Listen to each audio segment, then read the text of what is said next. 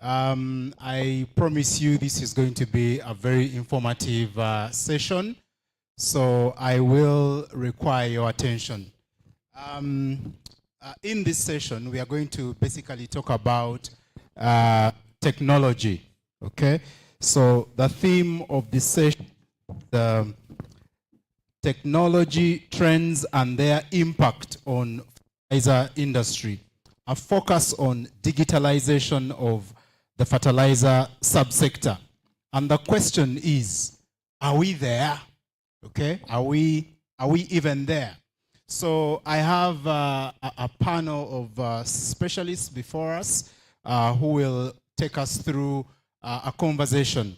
But I'll begin by, first of all, sharing with you a practical digital technology that is deployed out there in the field with the smallholder farmers, basically. So Bruce Chisitu is my name. I work with ISDA. ISDA is Innovative Solutions for Decision Agriculture.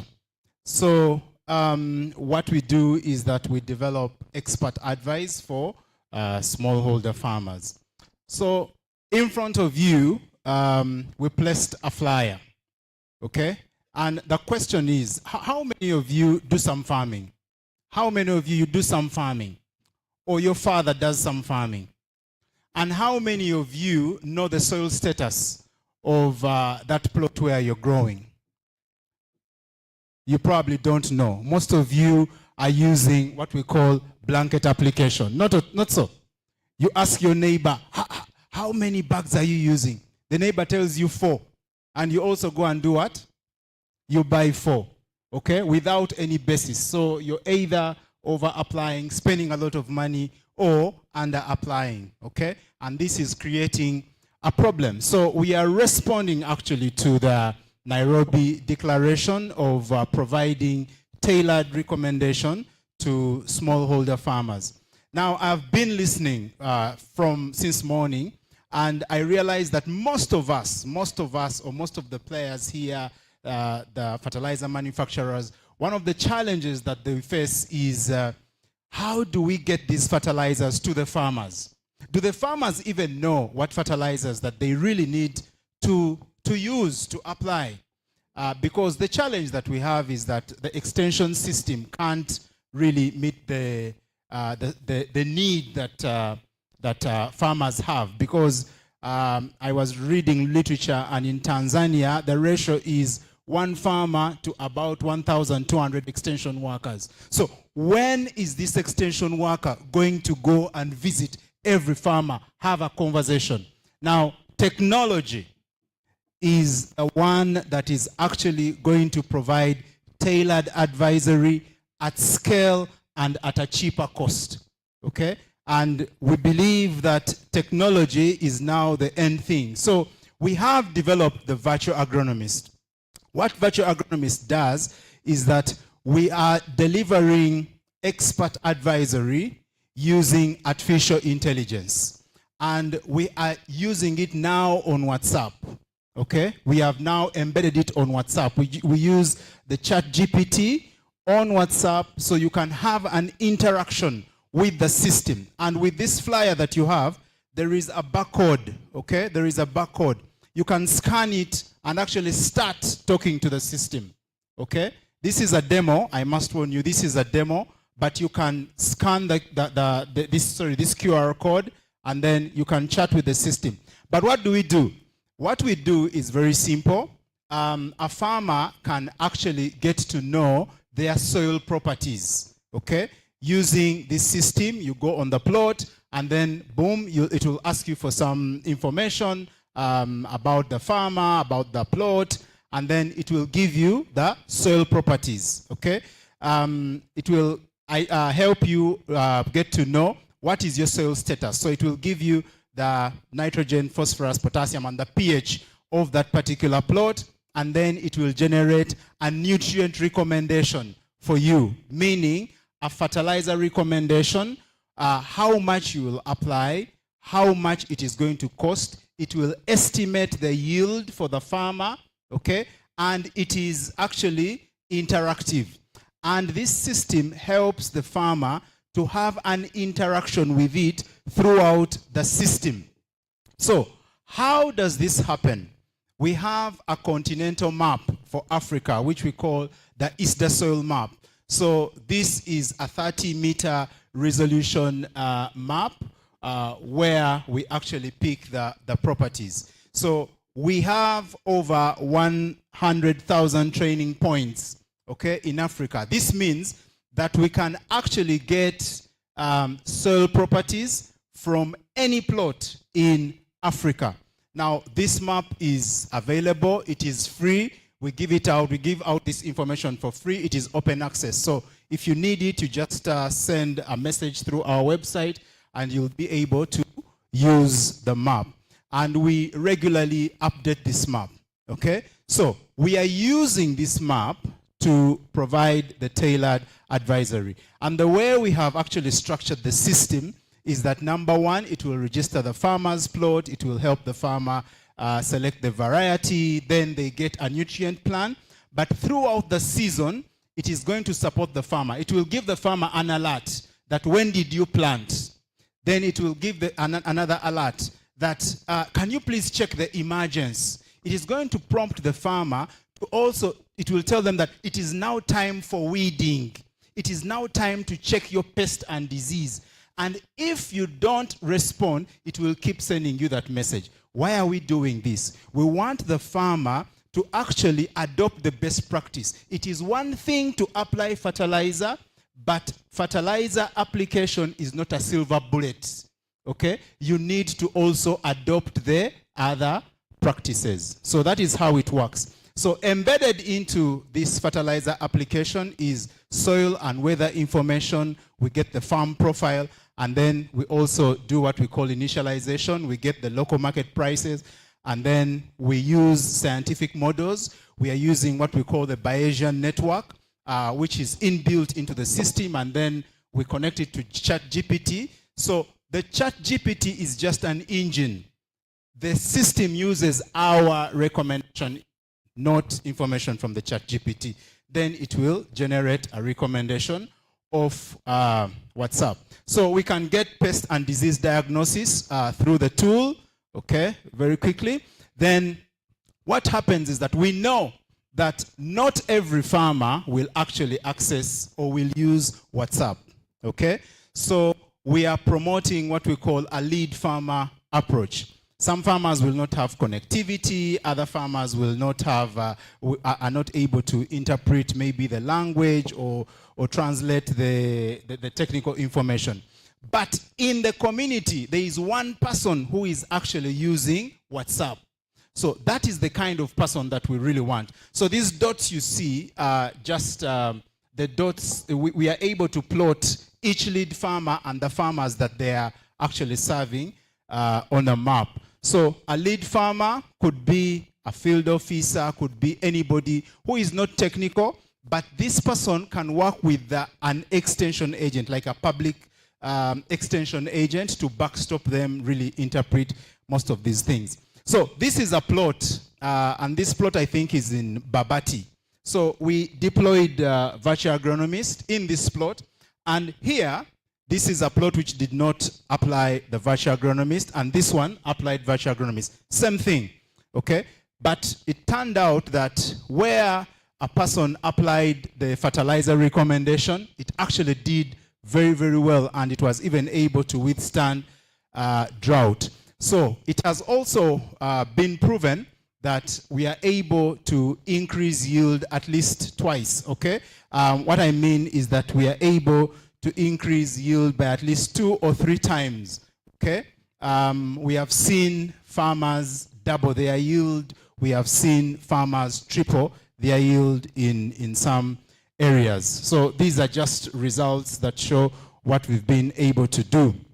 But now back here at fertilizer, we have discovered that tailored blends, okay, when we tailor a recommendation to a plot, the tailored blends can be specifically recommended to farmers who need them. Now, just imagine that every farmer in Tanzania has a tailored recommendation Okay? What does that mean? It means that we are going to increase the demand for fertilizer, isn't it?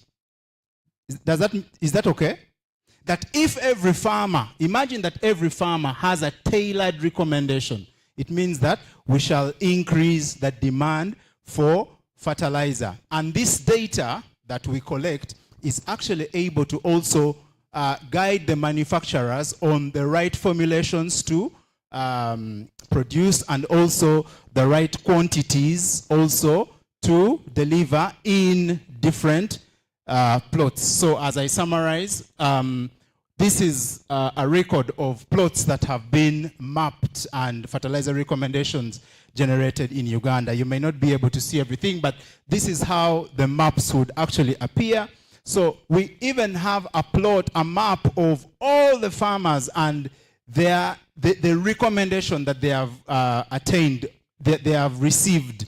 Okay, so that record can be stored in the system, which means that if we are in Singida, we can know how many sunflower farmers are there and what quantities of fertilizers do they need, what blends can we send them. Then we can talk to the manufacturing companies and they will be able to provide those blends. So we collect really a lot of data, and this is very, very informative. So we believe that technology is that which we need. It's the new trends. These are the new trends that have really come to disrupt agriculture.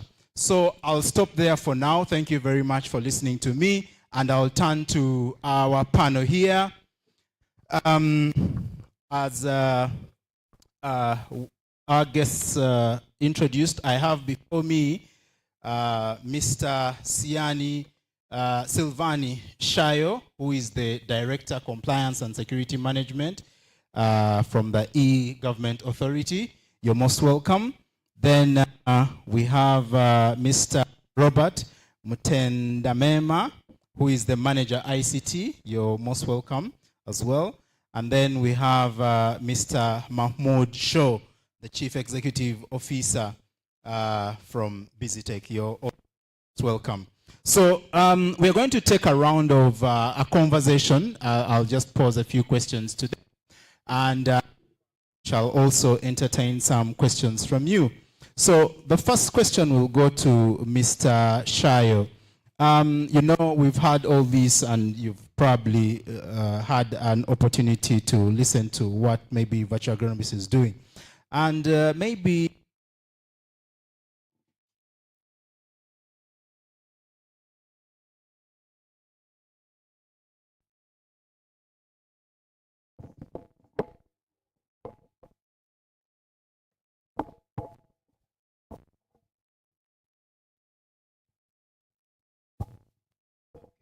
thank you very much. So the question is, how has the E-Government Authority created an enabling environment to support the digitalization of the fertilizer subsector? Thank you. First, I'll take a few minutes just to describe what is the government authority. It is a public institution, so institution of the government, and we are mainly responsible to coordinate usage of ICT in the government and the public institution. Now, to your question, what exactly the e-government authority is doing in facilitating fertilizer usage from the ICT angle. We believe that digital technologies and ICT is a big enabler to many sectors, not just in fertilizer, but specific to the agriculture and fertilizer part. We have developed standards and guidelines that guide how systems will be developed, how e-services will be developed, so that they can reach a majority of the people in the country. And specific to fertilizer, we have developed an infrastructure consisting of a hosting environment where these systems are being hosted so that they can reach, they can be accessed by people. But knowing that in our country, penetration for connectivity, we have big connectivity penetration in terms of 2G, where normal feature phones reach majority of the people, especially those pursuing peasant farming in the rural areas. So while these modern technologies and those requiring use of smartphones are good and better in serving more people and providing more services to many people, but we know that their reach is limited by the 4G coverage or broadband, which actually is the best. But we cannot sit down and wait. So we deployed a government mobile platform that enables any person having any type of phone, including these feature phones, tunazita vitoche, you can interact and reach government services, including those handling fertilizer information. We have the cases for the fertilizer subsidy system, utilizes our mobile platform to so that the farmers can reach the agro-dealer systems and can do verification before they can collect the subsidized fertilizer. That was made possible through the use of mobile platform, which reaches a big part of the country where we don't have enough 4G coverage. We know that 2G is above 80% coverage, close to 90, but for 4G and above or broadband, we are slightly less than 50. We have not even reached 40. So knowing the limitations, we went through that.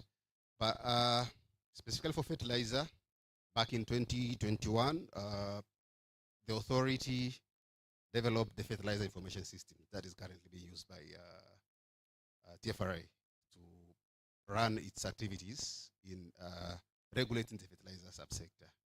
So we believe we are a good partner and we have enabled that particular subsector. But last 2 seasons, closely with TFRA and the private sector, we were able to help in modernizing, and we also host the fertilizer subsidy subsystem that is being used. So we provide an enabling environment in terms of infrastructure to host the system, making sure it is accessible and it's all the time up and running. And for now, I think I should end up here. Thank you. Thank you so much, Mr. Sylvan. That is very, very informative, and we are glad that at least there is a headway in terms of increasing connectivity.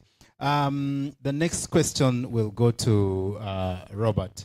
You see, the deployment of these technologies and the digitalization is not cheap. That does not really come cheap. So it's quite expensive. I didn't tell you that we actually do deploy ours at $1 per recommendation. But probably it is also expensive for a smallholder farmer if we want all of them to have access to some of these tools. So the question to Robert here is that what efforts is TFRA making to ensure that the technologies and the digitalizations are affordable, but also scalable in order to increase fertilizer access, especially for smallholder farmers? Thank you very much. As it has been explained, the government is issuing subsidy on the fertilizer we are distributing, and to do that we are using a system, and the system uses it's a digital one where a farmer is first registered, and after registration the bio details together with the farm size and the location of the farm and the size of the farm. So these details will be used on when the farmer goes to the agro dealer to buy fertilizer. So the system was generated by the by the government. So with the farmers, they don't pay anything. So at least on that, the cost is not with them. Also, the system is used by importers to record the fertilizer coming in or being manufactured and being distributed to agro dealers. And agro dealers have an app which they use to sell fertilizer. And all these were provided so importers, agro dealers don't get a burden of the cost of the system development and maintenance of the same and administration. So that's where now TFRI is making sure the technology is getting there to importers, agro dealers, and it's being used by the farmers who have to have a mobile phone, so as they get an OTP for them to buy fertilizer. So from there, we're making sure that the technology is there and is being, the government provides administration of the same. We also have a fertilizer information system, which now came and reduced the number of days it took for importers and agro dealers to get licenses and to get permits, import permits and export permits of fertilizers. Some of these took more, up to 3 weeks, but with the system, it can take an hour for them to get all the permits they need. Also, the ministry facilitated acquisition of tablets. These tablets were distributed to extension officers. And these tablets will be used to take GPS coordinates of the farms and biometric information of the farmers. And the extension services like registration of farmers will be done in the field by using these tablets. So it's the government again sending this technology to the farmers, but making sure the cutting edge technology is there, but it's being subsidized by the government. As you have explained, virtual agronomists need farmers to have smartphones to be able to interact with WhatsApp through ChatGPT. So it says that we need these farmers to have phones. So we can go and lend these farmers phones. And as Silvanus has explained, that they'll need a good connectivity to use them, but we can use also cheap satellite internet connectivity so that we can disseminate information on weather and implements, and the same use cutting edge tools like the one we've been shown here.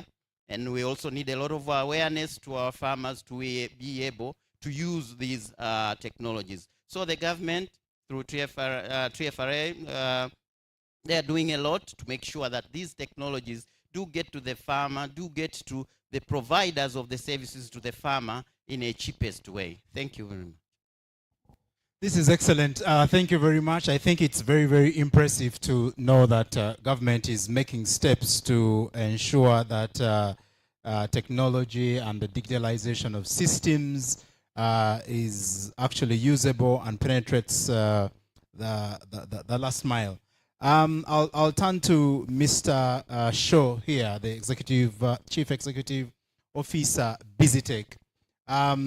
He specializes in, building these systems. And, it's also not very easy to really make them to the users. So I'll ask him. I won't speak for him. I'll ask him. Mr. Shaw, what is your experience in maybe deploying and adopting these latest technologies and all these trends taking place, especially in the fertilizer sector?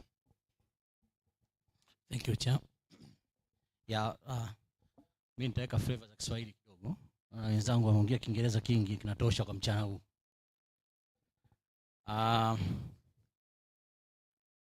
Kwanza kabisa historia fupi ya BusyTech. BusyTech ni kampuni ya Kitanzania, ilianzishwa miaka 10 iliyopita ikiwa imejikita kwenye utengenezaji wa mifumo ya kidijitali hususan kwenye sekta ya kilimo. Katika kufanya hivyo, tulibahatika kufanya kazi na serikali kupitia mamlaka ya udhibiti wa mbolea TFRA katika msimu wa kilimo kuanzia 2022 mpaka leo hivi tunaendelea. Jambo la msingi ambalo nafikiri linatakiwa kuzungumzwa hapa na mimi ni experience ambayo tuko nayo kwenye deployment ya hizi system, lakini pia katika nadharia hiyo ni nini ambacho tumejifunza pia katika utekelezaji wa majukumu yetu. La kwanza ni digital literacy. Kama tunavyojua kwamba elimu kwenye masuala ya kidigitali kwa nchi zetu za Kiafrika hususan Tanzania kidogo iko chini. Kwa hiyo tulipata changamoto kidogo kueleweka wakati tunaanza. Kama tunavyojua mfumo ulikuwa unahusisha usambazaji wa mbolea na agrodealers ndio watu wa mwisho wanaoshughulika na usambazaji. Wengi walikuwa hawaamini kama wanaweza kutumia digital system kufanya hii kazi. Kwa hivyo tunawashukuru mamlaka ya udhibiti wa mbolea, tukishirikiana kwa pamoja tulitoa elimu ya kutosha, na mpaka tunavyozungumza sasa hivi asilimia 98 ya watu ambao walikuwa watumii digital platform kuweka rekodi zao za mauzo sasa hivi wanatumia mfumo vizuri, na kuna baadhi yao wamo undani, nafikiri watachangia wakati wanauliza maswali. First thing is that I mean digital literacy was a challenge, but after they get into it, sasa hivi huwezi kumwambia gorilla yoyote atoke nje ya mfumo, na umetoa fursa kwa maana kwamba gorilla ambaye alikuwa anaweza kusimamia vituo viwili vitatu kwenye mauzo, leo hii kwa kutumia mfumo wa kidigitali anaweza kusimamia vituo mpaka 150. Kuna gorilla ambao wameuza kwa msimu uliopita zaidi ya tani 20,000 kwa msimu mmoja tu. Na ni gorilla huyo. Kwa sababu gani? Ameleverage kwenye uwepo wa technology na ameitumia ipasavyo kuweza kumpatia fursa. Lakini kwa upande mwingine kuna faida kwa upande wa serikali na wadau wengine. Serikali nakumbuka kwa mifumo ya nyuma ya usambazaji wa ruzuku ilikuwa inatumia mfumo wa makaratasi au manyo, na kulikuwa kuna challenge nyingi za udanganyifu lakini na ucheleweshaji wa malipo. Lakini leo hii kwa kutumia mfumo wa kidigitali ni rahisi serikali kuweza kujua nani kauza wapi, lini, saa ngapi na anadai kiasi gani serikali, na hivyo ule mchakato wa kutengeneza malipo yao na kuyahakiki umekuwa ni rahisi zaidi. So katika hali hiyo tunafikiri kwamba pamoja na safari ni ngumu katika kwenda kwenye teknolojia, lakini tukianza kuulizana humu ndani nani alikuwa anaamini M-Pesa wakati nakuja, can you transfer your money, yani cash, hard cash to e-money? Wengi tulikuwa tunaona kwamba ni kitu hakiwezekani. So with the time sasa hivi kila mtu kati yetu humu ndani hamna anaweza kuishi bila kuwa na pesa za mtandao. Siku hizi watu watembea na cash. So those are things that will come up even in fertilizer industry. Thank you. Thank you very much. Thank you so much. We really appreciate all that. Sorry that I drove the conversation into English because where I come from is where Swahili was killed. So you'll excuse me a bit. So just I'll have another round with these specialists. Thank you very much, Mr. Shaw. Back to Mr. Sylvan here. Now moving forward, what plans does the authority have to ensure that there is increased access and usage of fertilizers? We are emphasizing smallholder farmers because they are the majority, not so, okay? And most of them are actually not using these fertilizers because they don't have access or they don't have the knowledge. So what are their plans for the authority to ensure that there is increased access and usage of these fertilizers, especially to meet now the Nairobi Declaration? Thank you.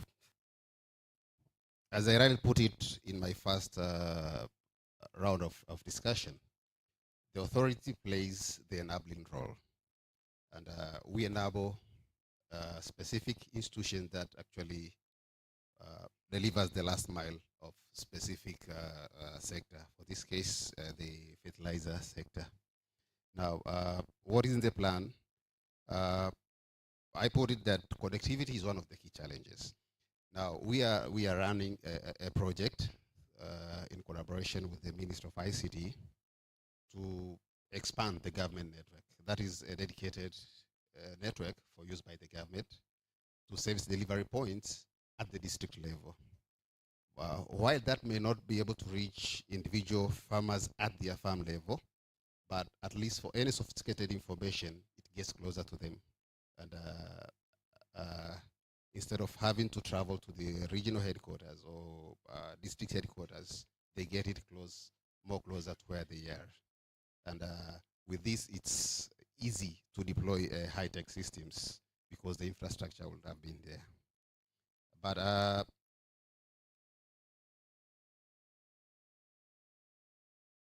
we have in our long-term plan to deploy one-stop centers for government service delivery.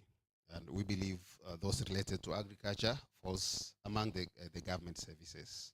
So knowing that not everyone will be able to own a phone or have access to the internet through a dedicated computer, but they need to access government services.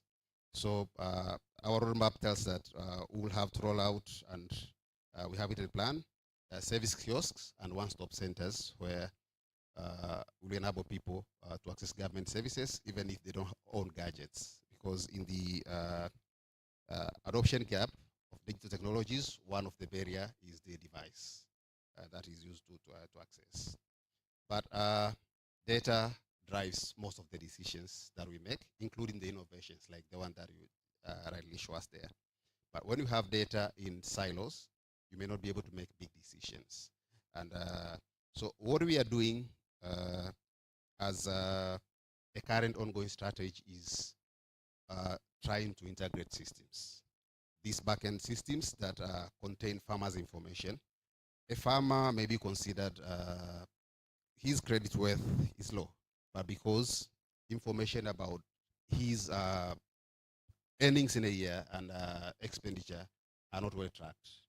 Now, we can facilitate this through integrating systems so that his expenditure, his revenue can be visible to, for example, if a bank needs them or any lender needs them, they can easily aggregate and consolidate them. So system integration and information exchange to facilitate one, decision making with regard to if it is loan or lending and other products, but more specifically to facilitate analysis and delivery of specific, if it's advisory services like the ones that the application you just presented, will be able to leverage and deliver such services. Thank you. Thank you very much. And you actually raise a very good point on integration.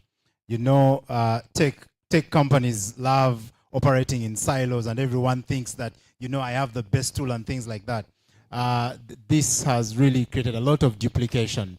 So this integration is a very, very powerful point that you actually raise, and I'm glad that, you know, this is top on your agenda. Mr. Robert, in 2 minutes, now let's talk about strategy. And as a regulator, what strategies are you implementing to ensure that the fertilizer subsector fully benefits from emerging technologies? Thank you very much. What TFRA is doing to do that, first of all, for the government to be able to offer these services, it is a must that we know your customers, KYC. And in our case, the customers are the farmers. So the first thing is to register these farmers and ensure that all of them are registered, and together with their farms and the location of these farms and the crops which they are cultivating. And as you know, some farmers, awareness is still going on. They don't use fertilizer. So if you go and say that registration, you are being registered, so as you get fertilizer, you get subsidy fertilizer, some of them won't be registered because they don't have a reason to do so. So for them, we need to come up with the sweeteners which will push more farmers, or make sure all of them are being registered. And then the government came with these sweeteners, one of them being the subsidy in seeds. And now the same system, the subsidy system, is being used to disseminate subsidy in maize seeds. So for farmers who are not registered for the fertilizer, they will be registered in the system so that they get the subsidized seeds. And also the same system is being used by the cotton board, cashew board, seed, which is Toski, copra, coffee, and tobacco as well, because we are, the government is also giving subsidized fertilizer in tobacco. So for all these integrated services being provided by that one system, it will make our farmers, all of them being registered for one reason or the other, being part of one of these crops. And the other sweetener which we are giving is we come up with Mkulima smart cards. We call them Kadijanja. And we also have integrated the system with National Land Use Program Commission, whereby we will record coordinates and issuance of certificates of these farms. So now Kadijanja, it's a smart card which will identify the farmer and will give the farmer access to the financial sector. So then the farmers now have more reasons to be registered so that they can get all these services, being Kadijanja, being the subsidies, or any of these services which will be providing, so that we are sure they will be part of the society, the digital society. But also the selling of fertilizer will be done using point of sales, which the point of sales will also issue EFD receipts. So we are making it easy for agro dealers. We are making it easy for our farmers, because now they will use the same card with tap technology to buy and to pay for fertilizer and get the EFD receipts as well. So we are making sure all these cutting edge technologies goes to the farmer, but being subsidized by the government. In collaboration with the private sector, we are going to harness also the technological trends like blockchain for traceability of fertilizer and monitoring the manufacturing of fertilizer through this technology. But we don't end there. We are still doing a lot of other research technologies which we can apply. We can use drones, we can use big data, we can use Internet of Things and get soil readings. So all these technology with integration with artificial intelligence, like the one you have shown, once applied, we will get there. We are not there, but we'll make sure we get there with all these strategies. Thank you very much. Yeah, thanks so much. Thanks very much. Big plans coming up. Now, you know, with all the integration and all the plans that Robert has just mentioned, you'll find that the public sector cannot do everything. They really need to work with the private sector. But I don't know about Tanzania, but sometimes it is not easy to work with the government systems. Okay? So I will throw this to Shaw, and maybe you want to share, maybe this may be a recommendation, that how can government and tech companies like yours collaborate to effectively harness the current technology trends in the sector? Because if they want to do it alone, they might miss on some of the innovations that are out there as well. So how can you advise them? And you can do this in Swahili. As usual. Yes, I think you mentioned innovation. Jambo la msingi ambalo tunalifikiria sana sisi serikali tunaweza tukaishauri ni kwamba technology zinahitaji innovation. Na innovation mara nyingi ni changamoto kuzi-identify. So we call upon the government to look around na kutafuta mechanism ambayo inaweza kusababisha innovators waweze kupatikana. Na watakapopatikana kwa wingi, some of the solutions unaweza kukuta ziko available, au nyingine zinaweza zikawa kwenye premature stage, piloting. So ni rahisi mkianzia pale kwenda kuliko kuanza from scratch kila kitu. That's number one. Number two, the government has to have a strategy of incentivize innovators and startups. Sasa hivi Tanzania ukienda kuwa ni mjasiriamali unaanza biashara ya technology, ukopeshe kibenki, ujui pa kwenda, na ukianza kazi kesho TRA na wanakuja wanataka kodi zao. So there is a lot of things. Kwa hiyo kimsingi ni kwamba lazima hawa watu wawe motivated. Tutafute namna ambavyo private sector inaweza kaingia kufanya kazi na public sector, ikitengenezewa enabling environment ambayo inawafanya wao waweze kuvutiwa zaidi kufanya kazi na serikali na kuona serikali sio sehemu ya kikwazo. Kwa hiyo vitu kama policy lazima ziangaliwe.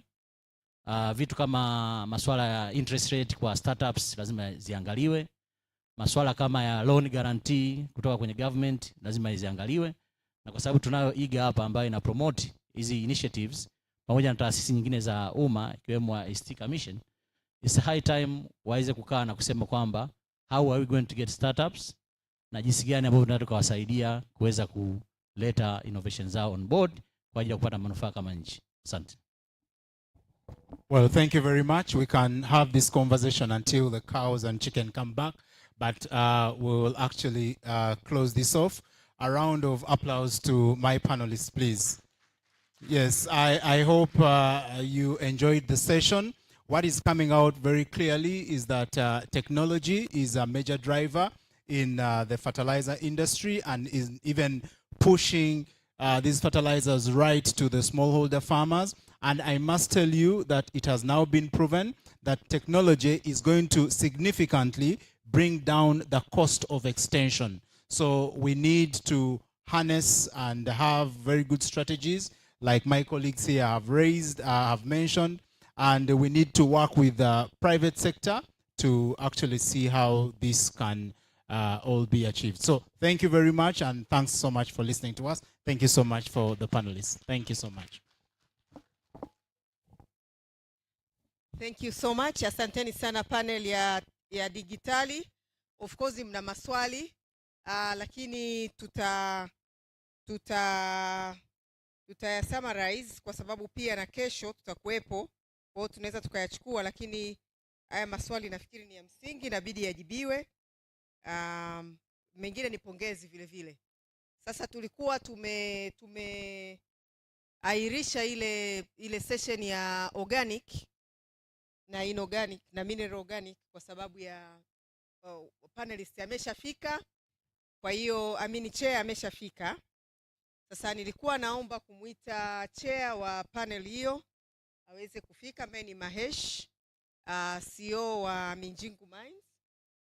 Tutakuwa na wazungumzaji wako wengi. Yuko Father Alwin, yuko Florian Piquet from Father Alwin from Mwanga, Florian Piquet from Kenya, but he's German living in Kenya. Tunaye kwenye organic wametokeza pale na kwamba waweke hapo tuweze kuwaita. Hawa ni wa technology. Baada ya hii inayofuata kuna Taumak Paul Chilewa. Yes, kuna Paul Chilewa. Kuna Leonard Mtama, technical advisor from GIZ. Leonard Mtama. Hilary Pato, country manager OCP.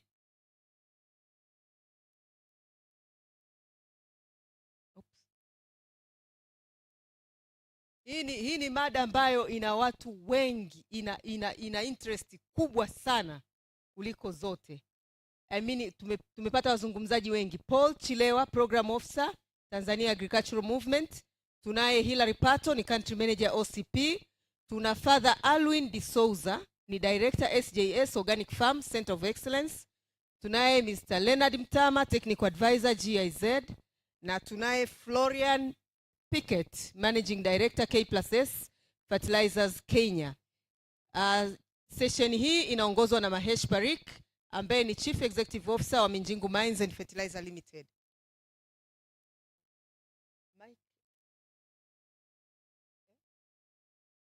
Yes, Michael Oyelo. Naomba scroll. Yes. Maana nimesema hii session ina watu wengi, alikuwa amenikatiza yeah. Huyu ni Managing Director Region Organics. Kwa hiyo utaona panel hii organic versus inorganic 1 2 3 4 5 6 7. Usipange kukosa. Tusikilize vizuri. Na atakayekuwa anaongoza chair wetu ni Mahesh, because this is a packed theme.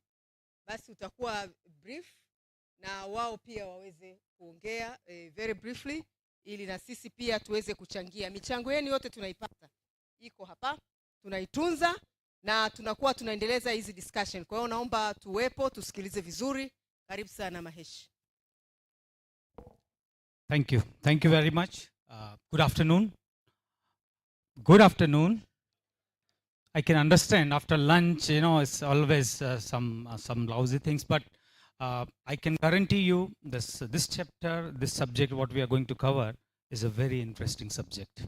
So first of all, thank you very much TFRA, EDTFRA, my fellow panelists and the members in this forum for attending this and inviting me into this one. So basically, we are going to talk about use application effectiveness of the organic and inorganic fertilizer. But before that, let me introduce myself. My name is Mahesh Parikh, and I'm CEO for Minjingu Mines and Fertilizer Limited. I have an experience of around 25 years into the industry. I belong to a farmer's family. Then I did my education, graduation, post-graduation in agriculture. And I'm into this industry since last 25 years in various segments of agriculture, like agri input, sales, marketing, production, plantation, post-harvest technology, now mining and production of NPK fertilizer. So it can give an idea how we can understand. And fortunately, I had an experience leading Asia's biggest organic pesticide and fertilizer manufacturing company also in India. So this subject is really very close to my heart. Thank you very much for giving me this opportunity. So basically, these are the common things which I just wanted to talk to you. I don't want to linger on the things, but some things which we need to understand is fertilizer. So usually fertilizers are substances added to the soil or plant to provide essential nutrients to promote the growth and improve the crop yield. They can enhance soil fertility, support healthy plant development, and increase the agriculture productivity. So we need to understand when we are talking about the fertilizer, these are the nutrients which we are going to provide to the plants so that they can grow. The same way what we are eating. So we are eating protein, carbohydrates, and various vitamin kind of a thing. So now we are talking about the types of fertilizer. There's a lot of types of fertilizer, but basically we can divide this type of fertilizer into the 3 categories. One is organic fertilizers. So organic fertilizer are derived from the natural material, including plant residuals, animal manures, and compost, which is very common when you're in your plant, in your farm. When you harvest your crop, the residuals can be converted into the compost kind of a thing. So these are typically contain blends of essential nutrients and beneficial microorganisms that promotes the soil health. So these are the substances which are more towards the soil health, to improve the soil pH, to improve the soil's aeration, to improve the water holding capacity of the soils, microbial activities into the soils. Because soil is a media for your crop growth. So we need to understand that fact. When we are talking about the organic and inorganic and all these things, we need to consider this. As a moderator and as chair, I'm not going to push any idea in your mind, but definitely, these are the things which we need to understand while we are discussing these things. Another category of fertilizer is a biofertilizer. So biofertilizer are the microorganisms which enhance the nutrient availability in the soil, and the examples are like rhizobium. Rhizobium is a common bacteria found in the leguminous crops roots. It is a natural factory who is manufacturing nitrogen into your soil. So these are the beneficial bacteria And that's why we need a soil health, good soil health. Because if my soil is not giving you a proper environment to grow this bacteria, you will not get the benefit of that bacteria. So that we need to understand. There are some other bacteria like azotobacter, phosphorus solubilizing bacteria, potassium solubilizing bacteria. There are some various species of pseudomonas. These are the good bacteria which are found in a soil which has a which is a healthy soil. And third is our inorganic fertilizer, what we call is our inorganic fertilizer. So these are the synthetic or chemically processed products designed to provide specific nutrient in a concentrated form. So because everybody knows about fertilizer and we're talking so many things about the fertilizer, so I'm not going to take details about that, but just to understand the importance of fertilizer is, as Willie says, that enhancement of soil fertility on meeting the global food demand, because until and unless we are not increasing our productivity, we will not get that food security. So if we compare the organic and inorganic fertilizer, what is the difference? So usually in organic fertilizer like compost, cow manure, bone meal, fish emulsion, seaweed nutrient, you can see clearly the content, nutrient content is nitrogen is around 1 to 3%, phosphorus is around 1 to 2%, potassium is around 1 to 2%. So these are the low nutrient fertilizer, organic fertilizer. And whereas the good part of this is that improve the soil structure. So here organic fertilizer are clearly saying you that it is to improve the soil structure.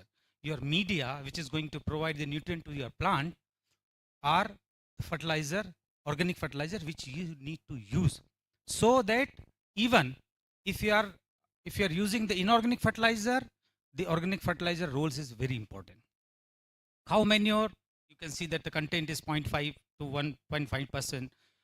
Phosphorus 2 to 0.5% kind of a thing.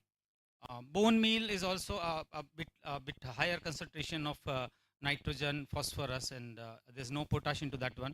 Fish emulsion is also 9%. So here you can see, the maximum percentage of the nutrient like nitrogen, phosphorus, and potash, which are the primary nutrient. Just to add you one more thing, as a human being, we require protein, carbohydrates, some fats, then vitamin, proteins.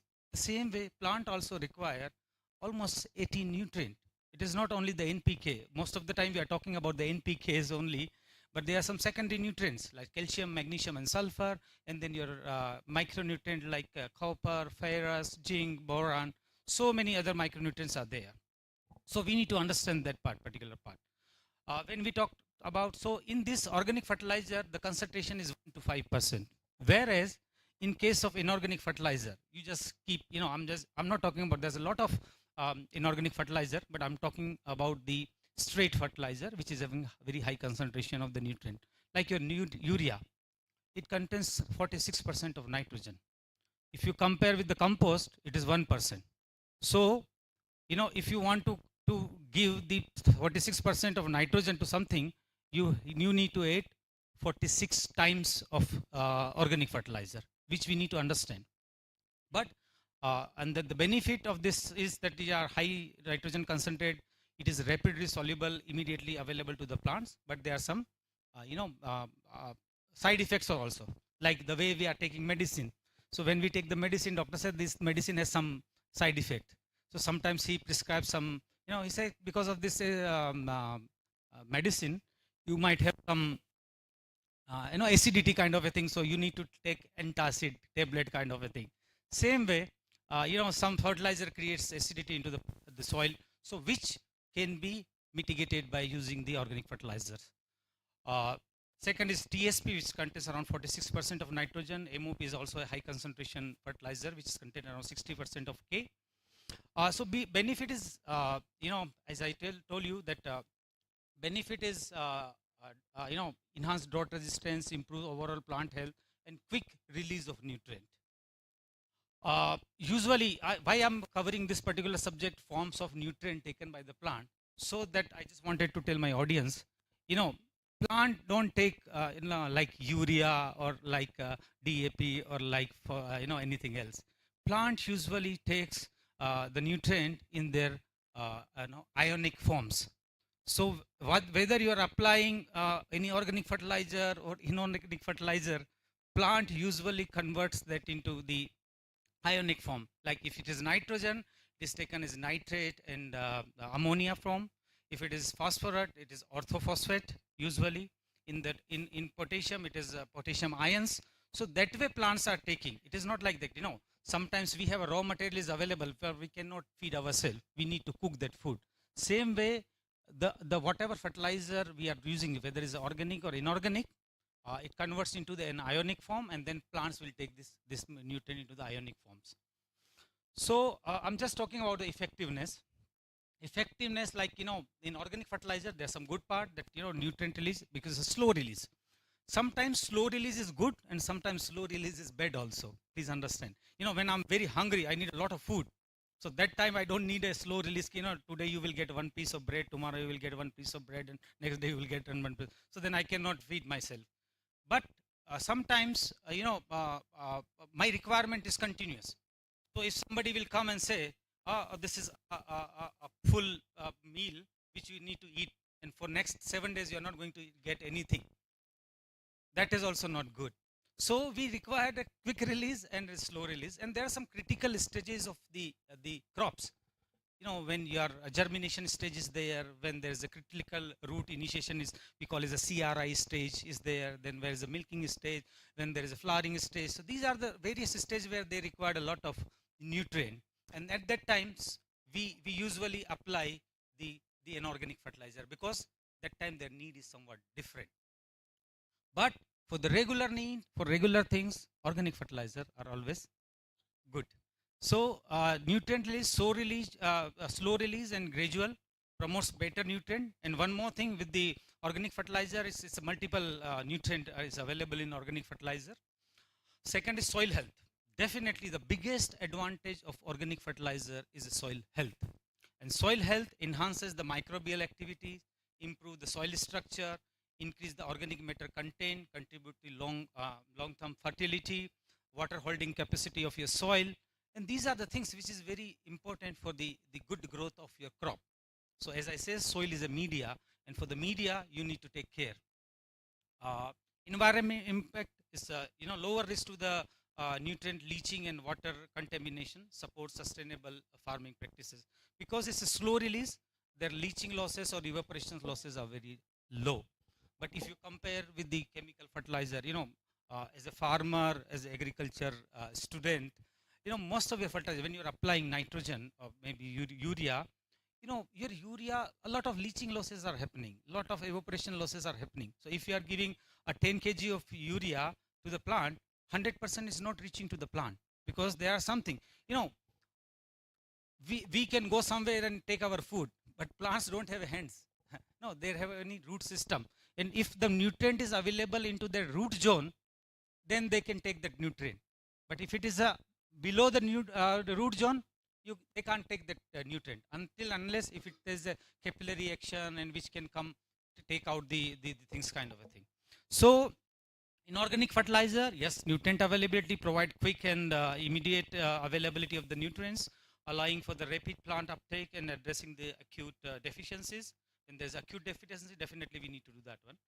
Targeted nutrient application, because it's usually contain a single nutrient, and we know that nitrogen has a specific uses into the plant, phosphorus has a specific uses, and potash has specific uses.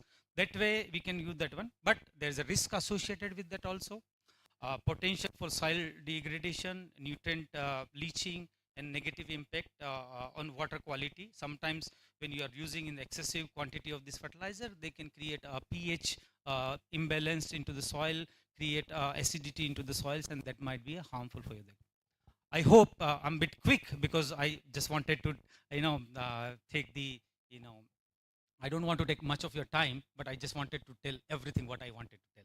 So if you are comfortable with my pace, please let me know, otherwise I'll slow down for that a bit. Are you comfortable with the pace?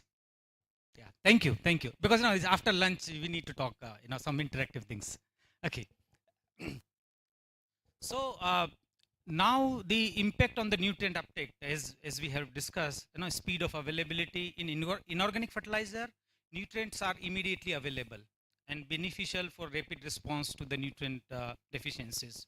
In organic fertilizer, as I says, nutrients are released gradually, promoting better retention, but may not meet the immediate plant requirement. So that we need to understand.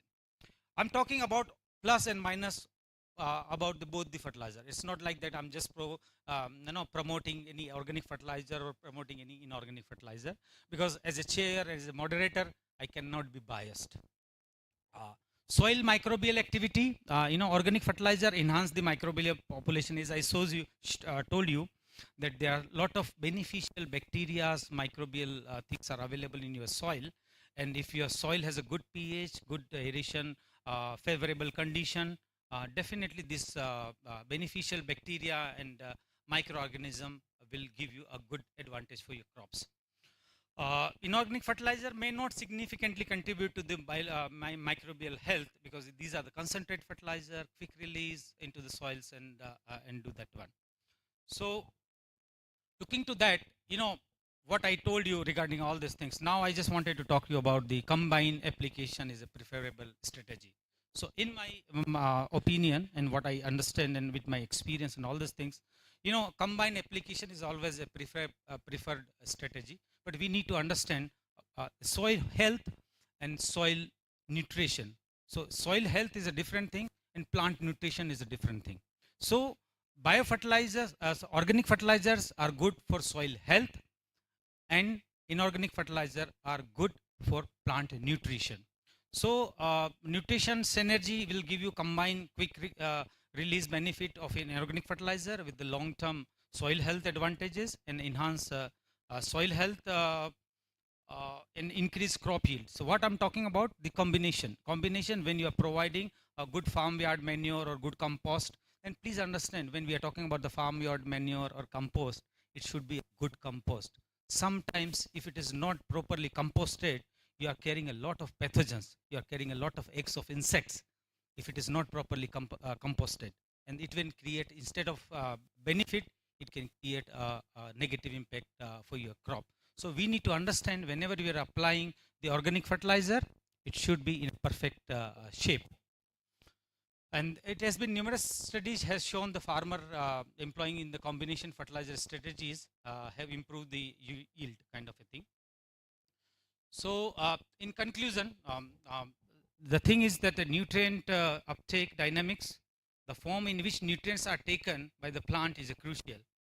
And the source, whether the organic or inorganic, significantly impacts the availability and timing of the nutrient uptake. And a combined approach often yields the best results, providing the both immediate nutrient availability and long-term health. Sustainable agriculture practice that integrate the both organic and inorganic fertilizer can lead to a healthier soil and improve crop yield, effective addressing modern agriculture challenges.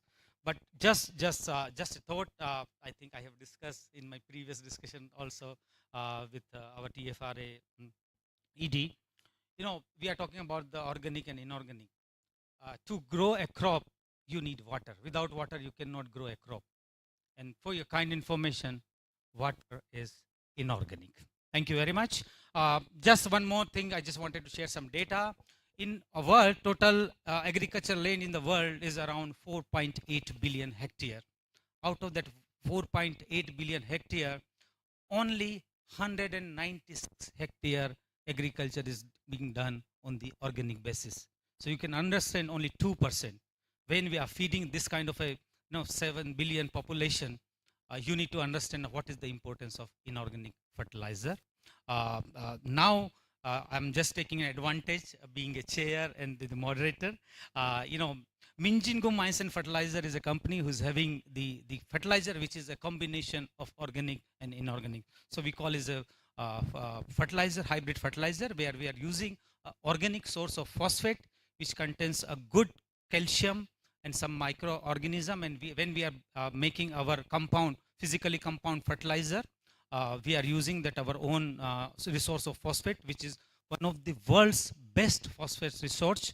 It is a guana-based phosphate, and by this we are making almost 8 grades of good fertilizer, which are very, very helpful for the farmers. Now I think the time is to to introduce my panel member. Thank you for your patience.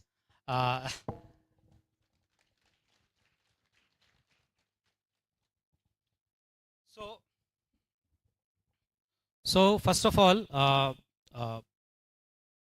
we have a distinguished panel member, Paul Chilwa, is a program officer, Tanzanian Agriculture Movement. Then I introduced to Mr. Hilary Pato, is country manager OCP. Okay. And then I introduced to Mr. Alvin M. D'Souza, director SJS Organic Farm. Then I introduced to Leonard Matama, technical advisor GIZ, and Florine Pickett, managing director KPLUSS Fertilizer Kenya. And I would like to introduce, okay, oh, this is all, okay, thank you. So first of all, okay, Michael, so it's okay, you introduce yourself, please. Yeah, Victoria. Yeah, no, Michael Loyolo, Managing Director, Region Organics, Kenya. Thank you. My apologies. Sorry, I can't speak in Swahili, but I know Pole. Yeah. So first of all, I invite Mr. Paul Chilwa, Program Officer, Tanzania Agriculture Movement. Although I have taken a lot of time, so please be confined with the time limit we have been provided.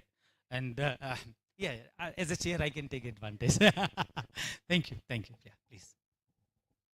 Thank you very much. I prepare a presentation, but I will not do that because of time. But I know what I want to speak. First of all, I want, ngoja niongee Kiswahili tu. Nimshukuru Mheshimiwa Rais kwa kutengeneza timu ya kumshauri kuhusu usalama wa chakula.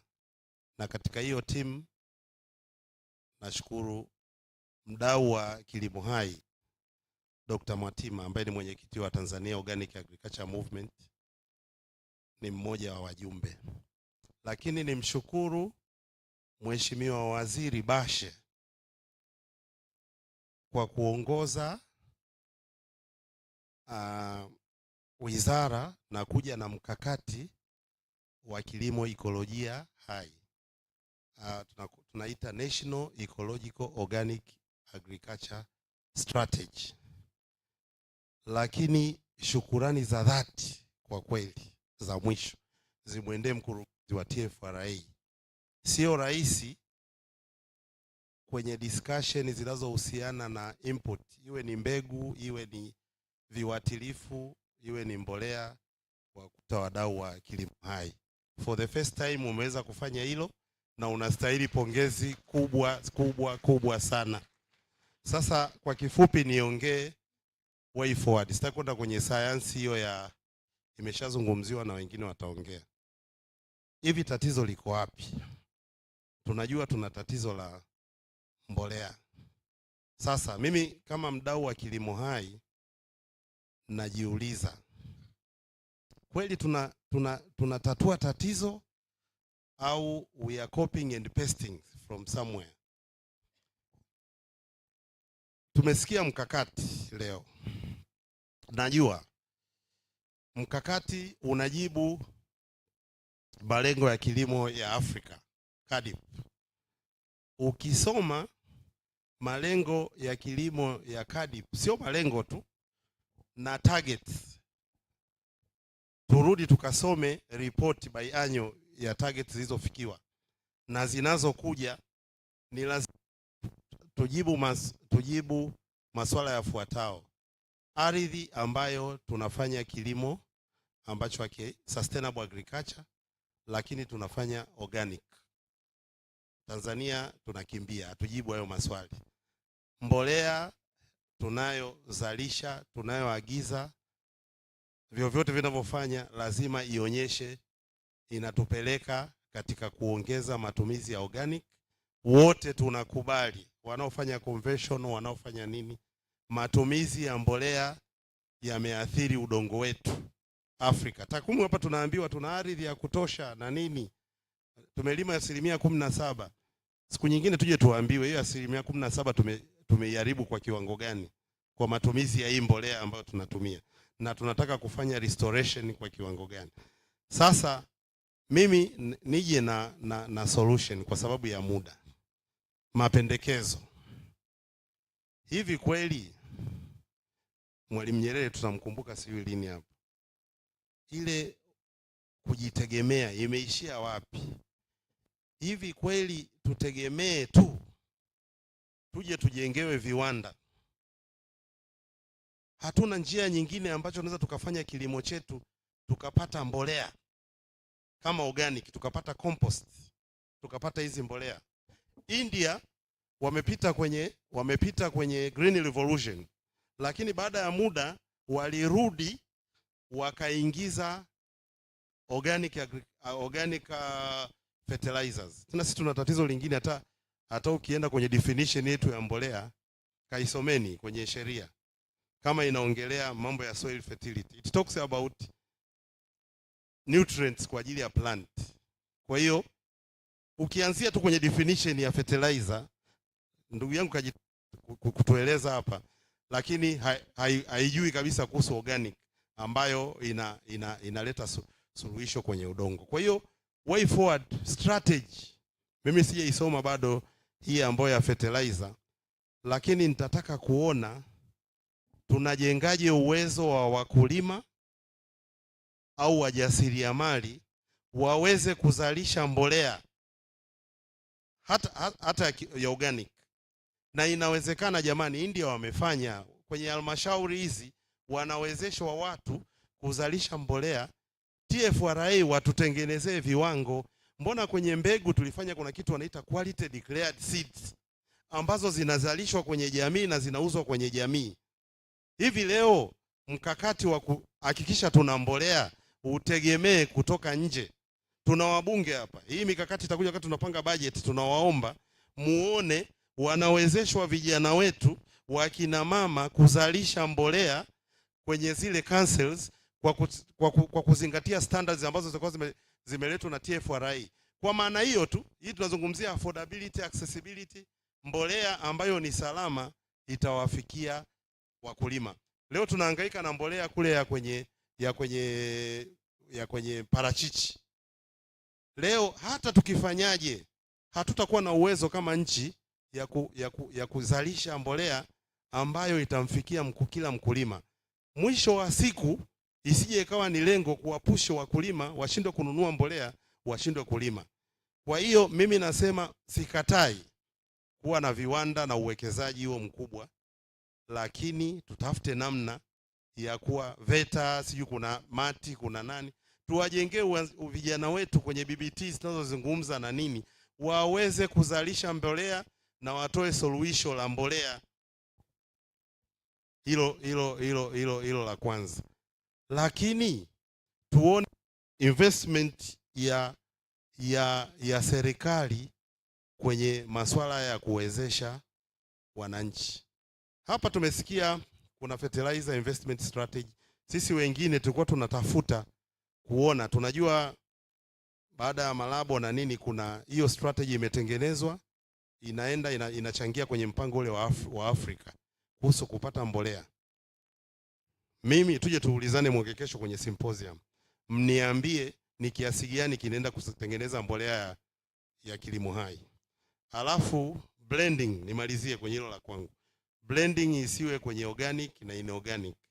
Blending iwe kwenye wazalishaji wakubwa na wazalishaji wadogo.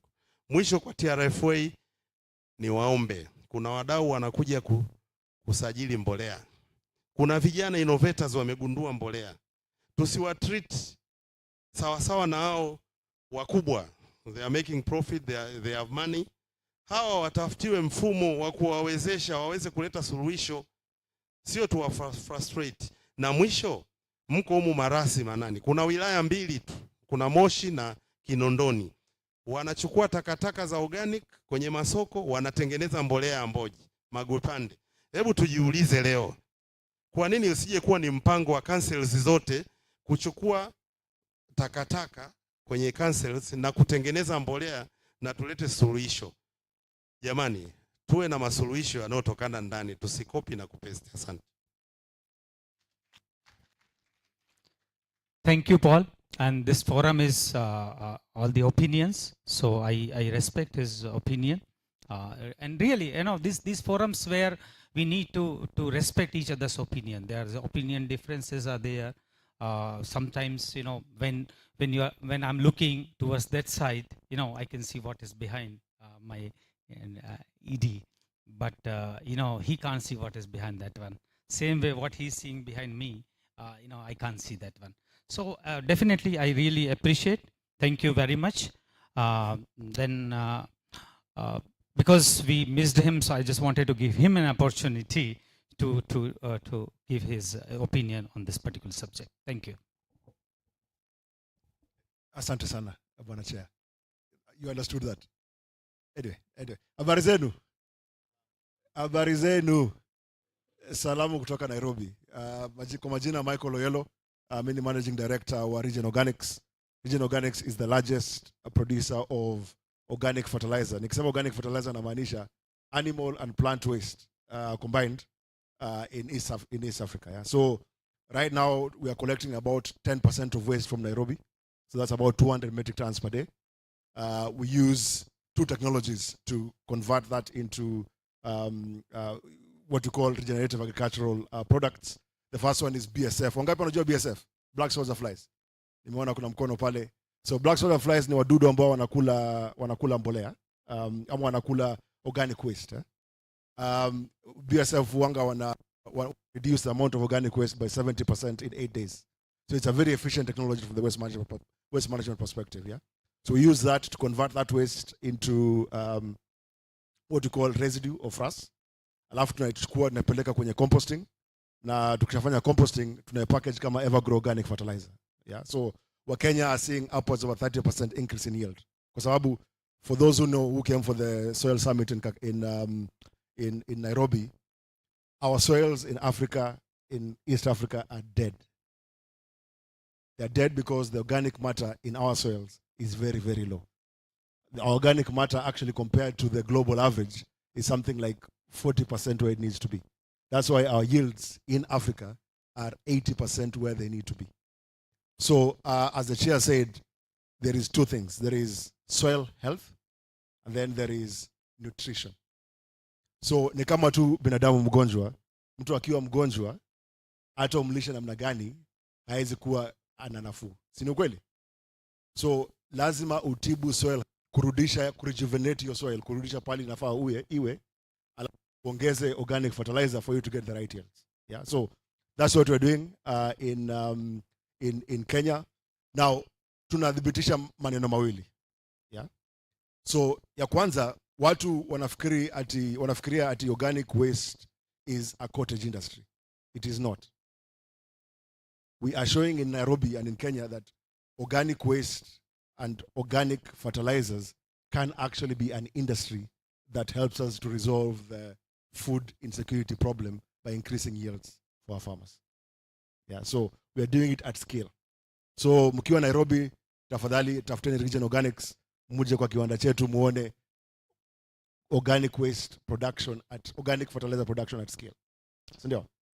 Haya, kitu cha pili ni ati tunadhibitisha kwamba it is not organic waste organic fertilizer versus inorganic fertilizer. No, it is organic fertilizer and inorganic fertilizer together.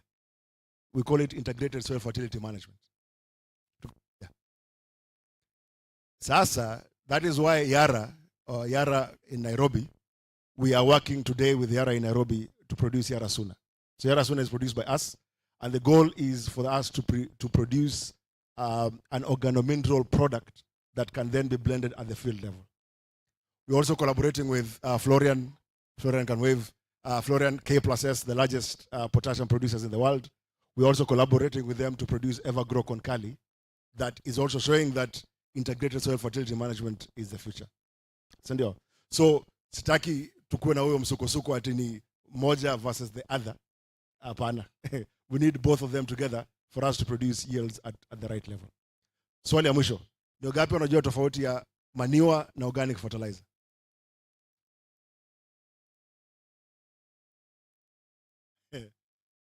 Sawa. Lakini Wabongo, nimeona strategic plan yenu imekomaa, imeenda shule, na bado hamjui tofauti ya organic fertilizer na na manure. Anyway, mngenipigia makofi tafadhali. Hiyo strategic plan yenu iko juu, imeenda shule. So anyway, manure is a raw material in organic fertilizer production. Yeah. So for you to get the right organic fertilizer, you need the right carbon to nitrogen ratio. So kuna zile organic fertilizers ambazo they are fibrous na ziko na a lot of carbon, na kuna zile ambazo they are wet na ziko na a lot of nitrogen. Sindio? So for you to get the right grade of organic fertilizer, you need to balance them 20:1, the right ratio, and then you need to take them through the process of either composting or decomposition for you to get the right organic fertilizer. So manure come with weeds, they come with pathogens, but a mature organic fertilizer is mature and does not have any of those diseases and pathogens that would otherwise come with a manure. Yeah. So that is why farmers using organic fertilizer are seeing upwards of a 30% increase in yield in the first season. Sisemi ati wangoje miaka 2, miaka 10. In the first season they are seeing upwards of a 30% increase in yield. Yeah. So kwa kifupi ni kusema organic fertilizer and organominerals as a blend is the future. Nilisikia kwa strategic plan yenu mlisema hivyo, and I think that's what as East Africa we should continue doing. Asante sana. Thank you very much for your insightful thought, and definitely, organic content is very important, and as he says, it's proper composting. So once you convert organic matter into the humus, definitely this is the best part which plant can take. And just adding to his things, yes, CN ratio also plays a very important role until and unless you are not adding carbon. So usually when we are talking about the primary nutrient like NPK, but there is another category which is above the primary nutrient, and that is called CHO, carbon, hydrogen, and oxygen. So hydrogen and oxygen you are getting from the water, but carbon is very, very important. So thank you for your thoughtful thoughts. I really appreciate. And now I invite Mr. Hilary Potter for his insightful views. Is representing OCP Fertilizer. It's one of the biggest phosphate manufacturing company. Is direction given to the chair that you should not elaborate much of the things, so better he introduce himself with his experience and his thoughts on this particular subject what we are discussing. So over to you, Henry. Thank you, Mr. Mahesh. So first of all, I want to second your presentation.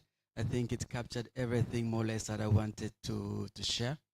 And me coming from OCP Group, the global phosphate producer, we advocate a lot the use of organic fertilizers in our program, because we believe that it is very important to improve the soil structure, and you cannot improve the soil structure using the inorganic fertilizer. So a combined approach using organic and organic fertilizer is the very right approach, is a very right strategy. How should it be done is something can be discussed. Should it be done at industrial level? Should it be done at farmer level? But we both agree, and from OCP perspective, we believe and strongly recommend that to have a sustainable agriculture, a combined approach is very important. Thank you so much. Thank you, Hilary. I think the way you got the applause is really, you have made a very short thoughts, but it's very important thoughts. And now I invite Mr. Alvin M. D'Souza, Director, SJS Organic Farm, Center for Excellence, to give his input. Thank you.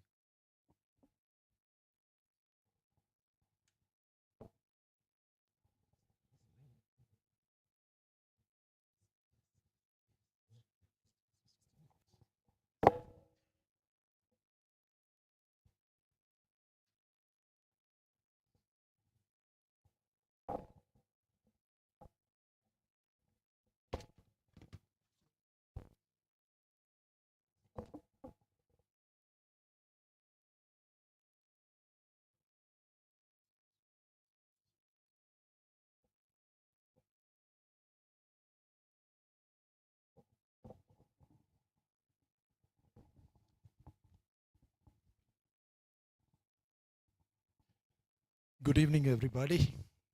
I'm Father Alvin Michael Joseph D'Souza from Same Diocese. I'm a priest at the Catholic Diocese of Same, but I'm a priest from India, from Mangalore Diocese.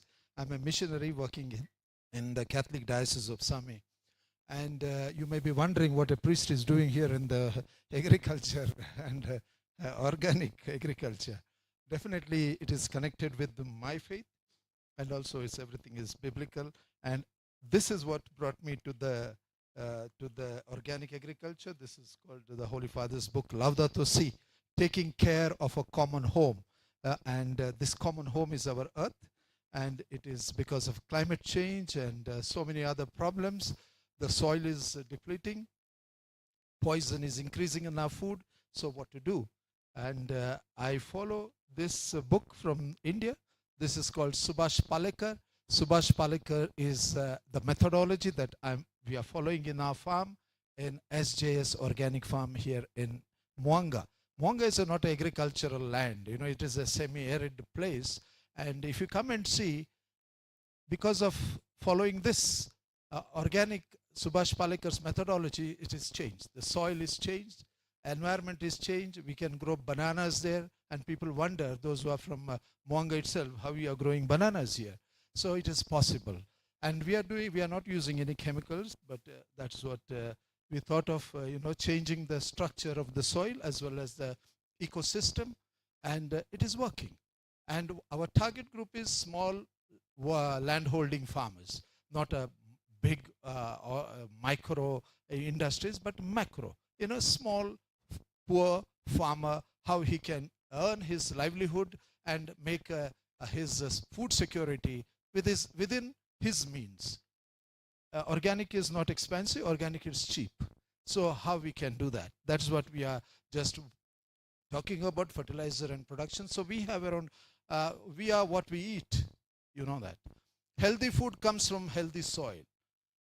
Dr. Ramu, an agriculture scientist and the director of Center for Sustainable Agriculture from Hyderabad, food is as safe as it is produced by the farmer, and not where or how it is cooked. We may eat in the five-star hotel, but the food is as safe as how the farmer produced it. It may be very, very poisonous. So it is what is the farmer is doing with that. So organic fertilizer enhances organic carbon and humus in the soil. This improves the biology in the soil, and the chemistry will follow. So we need not add chemistry, but all this biology will create the chemistry which the plant require, and the pH and everything will be there. Definition, I don't want to go into that. Importance is, as the world moves towards sustainability, organic fertilizers play a key role in reducing chemical dependency while promoting healthy long-term farming. What is needed is enhancing the soil capacity. The key benefits is enhancing soil fertility, that carbon, nitrogen will follow. Nitrogen, the plant, the fixing bacteria can do that. Humus and biodiversity, that is we need to create. Increase water retention and soil structure. Reduce pollution from synthetic fertilizer. That is what we tell our poor farmers. Types of organic fertilizer: compost, manure, and biofertilizers. So these are three types. Focus on biofertilizers. That is, the compost is volumetric. To make one acre of organic watermelon, you need 4 tons of compost. It's very, very volumetric. Manure, that is also volumetric to add to the soil. But biofertilizer is not volumetric. It is cheaper and very, very effective. That is living or microorganisms that enhances nutrient, such as lactic acid bacteria, yeast, indigenous beneficiary microbes, nitrogen fixing bacteria, and phosphate solubilizing fungi. All these things are available. Now this, you see, I have just brought this from India. It is a nanotechnology, 5G, 5Jazo. This is Agitobacter bacteria. This is available in the atmosphere, in the soil there. There are 2 tablets here. This is a nitrogen fixing bacteria. This is 250 grams is enough for 1 acre of agriculture farm. Nitrogen fixes. It is and nitrogen you can fix. Just Mbolea is in the pocket of the farmer. I think what we need to do is, we need not, farmer is already tired. Don't make him more work, that by giving compost, you make this and that, and go for nanotechnology. Nanotechnology is available. It is not something, it may not be available here. We need not reinvent the wheel. The wheel is there somewhere in the world. In India, they are using it. So we help the farmers here, Don't make them burdensome, use the technology. There is one scientist, Keshav Kranti, for the cotton, organic cotton. He came to our farm. He said he has discovered nanoparticles through maize flour. And he experimented it and showed to our school children in how to if we can add this neem oil, that factor which is killing repelling the pest, you add with the nano and you spray it. It is lasting for 5 days rather than you just spray it for 8 hours. Then it lasts only 8 hours. So there is a technology available. We have to use it. Focus on biofertilizers. They are more sustainable and often cheaper than synthetic fertilizer. Enable plants to absorb nutrients more efficiently by enhancing soil biological activities. What are biofertilizers? Okay, now I don't want to go into that. Nitrogen fixers are rhizobium and azospirillum that converts atmospheric nitrogen into this one, okay, usable form. Phosphate solubilizers, Pseudomonas and Bacillus bacteria convert soluble phosphates into insoluble phosphates into soluble phosphate. And mycorrhiza enhances water and nutrient absorption or uptake to the plant. Very easy. All these bacteria and fungi are available in the soil, but we need to enhance them. We give them some more carbon and glucose, they will work. Production of biofertilizer process is very simple. So what we are promoting is a micro industry, not macro. The small 1 acre or smaller than 1 acre farmer, he is unable to buy a lot of fertilizer and other things. So how he can sustain himself for the whole year of his food security? We have, through this Palekars model, I'm just giving one example. Identify and culture, that is microorganisms culture local effective microorganisms in a controlled environment. We can do it in a macro way, but in a micro way like this. Farm-based mass production of Jivamrita. Jivamrita is a solution that is famous in India. I think knows it. And also, Mr. Shastri, who is sitting there, CMN Shastri, who has been doing his organic farm, this production from last 25 years, and he has set up a company here in Tanzania, Tanzorganic, to procure organic all the product, but there is no organic product available because there is no organic inputs are available. So there is the biggest challenge for him. But he is doing it from last 25 years in India, and he's also producing, he's one of the largest producers of the organic fertilizer in India. Okay. Cultivation of Jivamrita, this is for the small farmers. A biofertilizer, using just 200 liters drum as a fermenter as a low cost and impactful method based on Subhash Palekar's approach. This is 200 liters water, what is enough for 1 acre of farm. If you have 1 cow, you can fertilize 10 acres. So that simple as it is. So I just want to go forward. Advantages, I'm not going to talk. Management, I'm not going to talk. Cost efficiency and sustainability, I'm not going to talk. Small landholding farmers, adaptation, biofertilizer, and key takeaways, biofertilizer value chain is there. Then this I want to talk. Call to action. Let's commit to training and empowering local youth, women, and farmers in the biofertilizer production value chain to ensure a greener, more sustainable and eco-friendly future for Tanzania and beyond.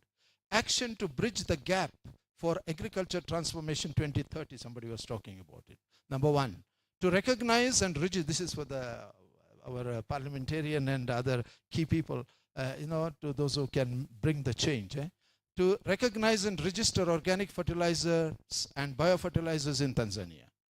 Number 2, to provide technical and financial support for standardization process of organic fertilizer and biofertilizer. Number 3, to call for more stakeholders to support the inputs, production and training stakeholders to develop LSP, this is local service providers, as to bridge the gap in ecological organic agriculture, agroecology, regenerative agriculture, farming God's way, permaculture, there are so many names. Consultants and develop GBC, Green Business Centers, as agri-entrepreneur hub at the village level to promote employment and reduce inter-country migration. Number 4, to establish and recognize at government level the job category of LSP, local service. We are training around 42 LSPs from Shingida, Sumeyo and Miyatu. They are in our farm there. Ours is a training center also. So they are training, the Helvetus is doing that training. There is IDP, they have already trained. They are developing around 700 1-acre farms in Arusha. This is 200 farms we are developing in, that is agroforestry. 1-acre forest, fodder forest, fruit forest, and food forest. So we are developing that. So let LSPs, currently there is only extension officer cadre, and other options is to retain the extension officers to do the LSP or GBC work. Thank you. Thank you.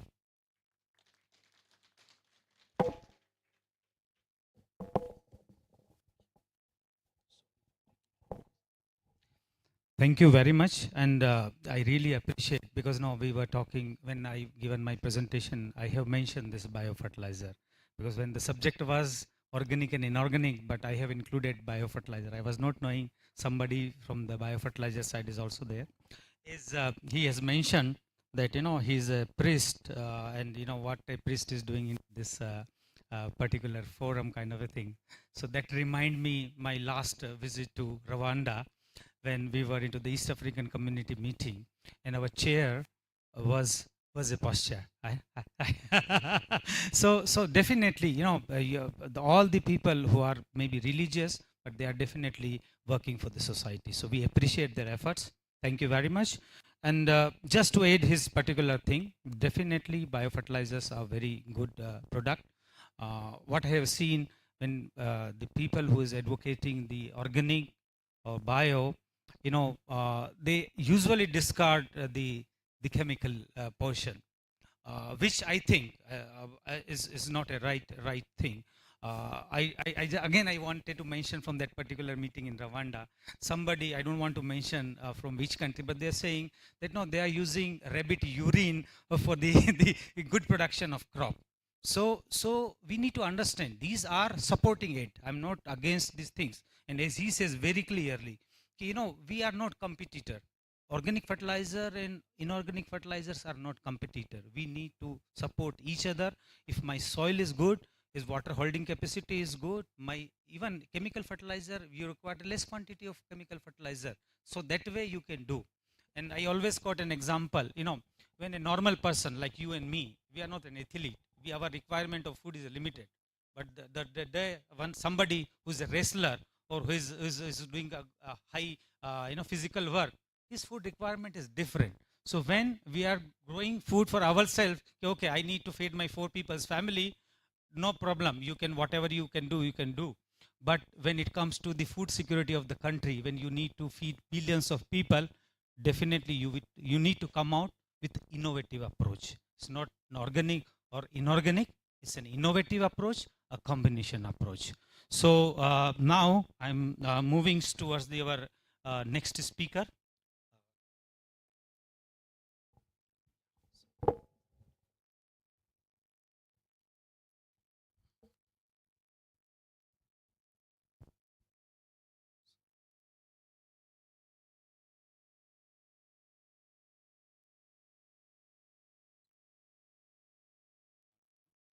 So let me invite Leonard Matama. He's a technical advisor, GIZ.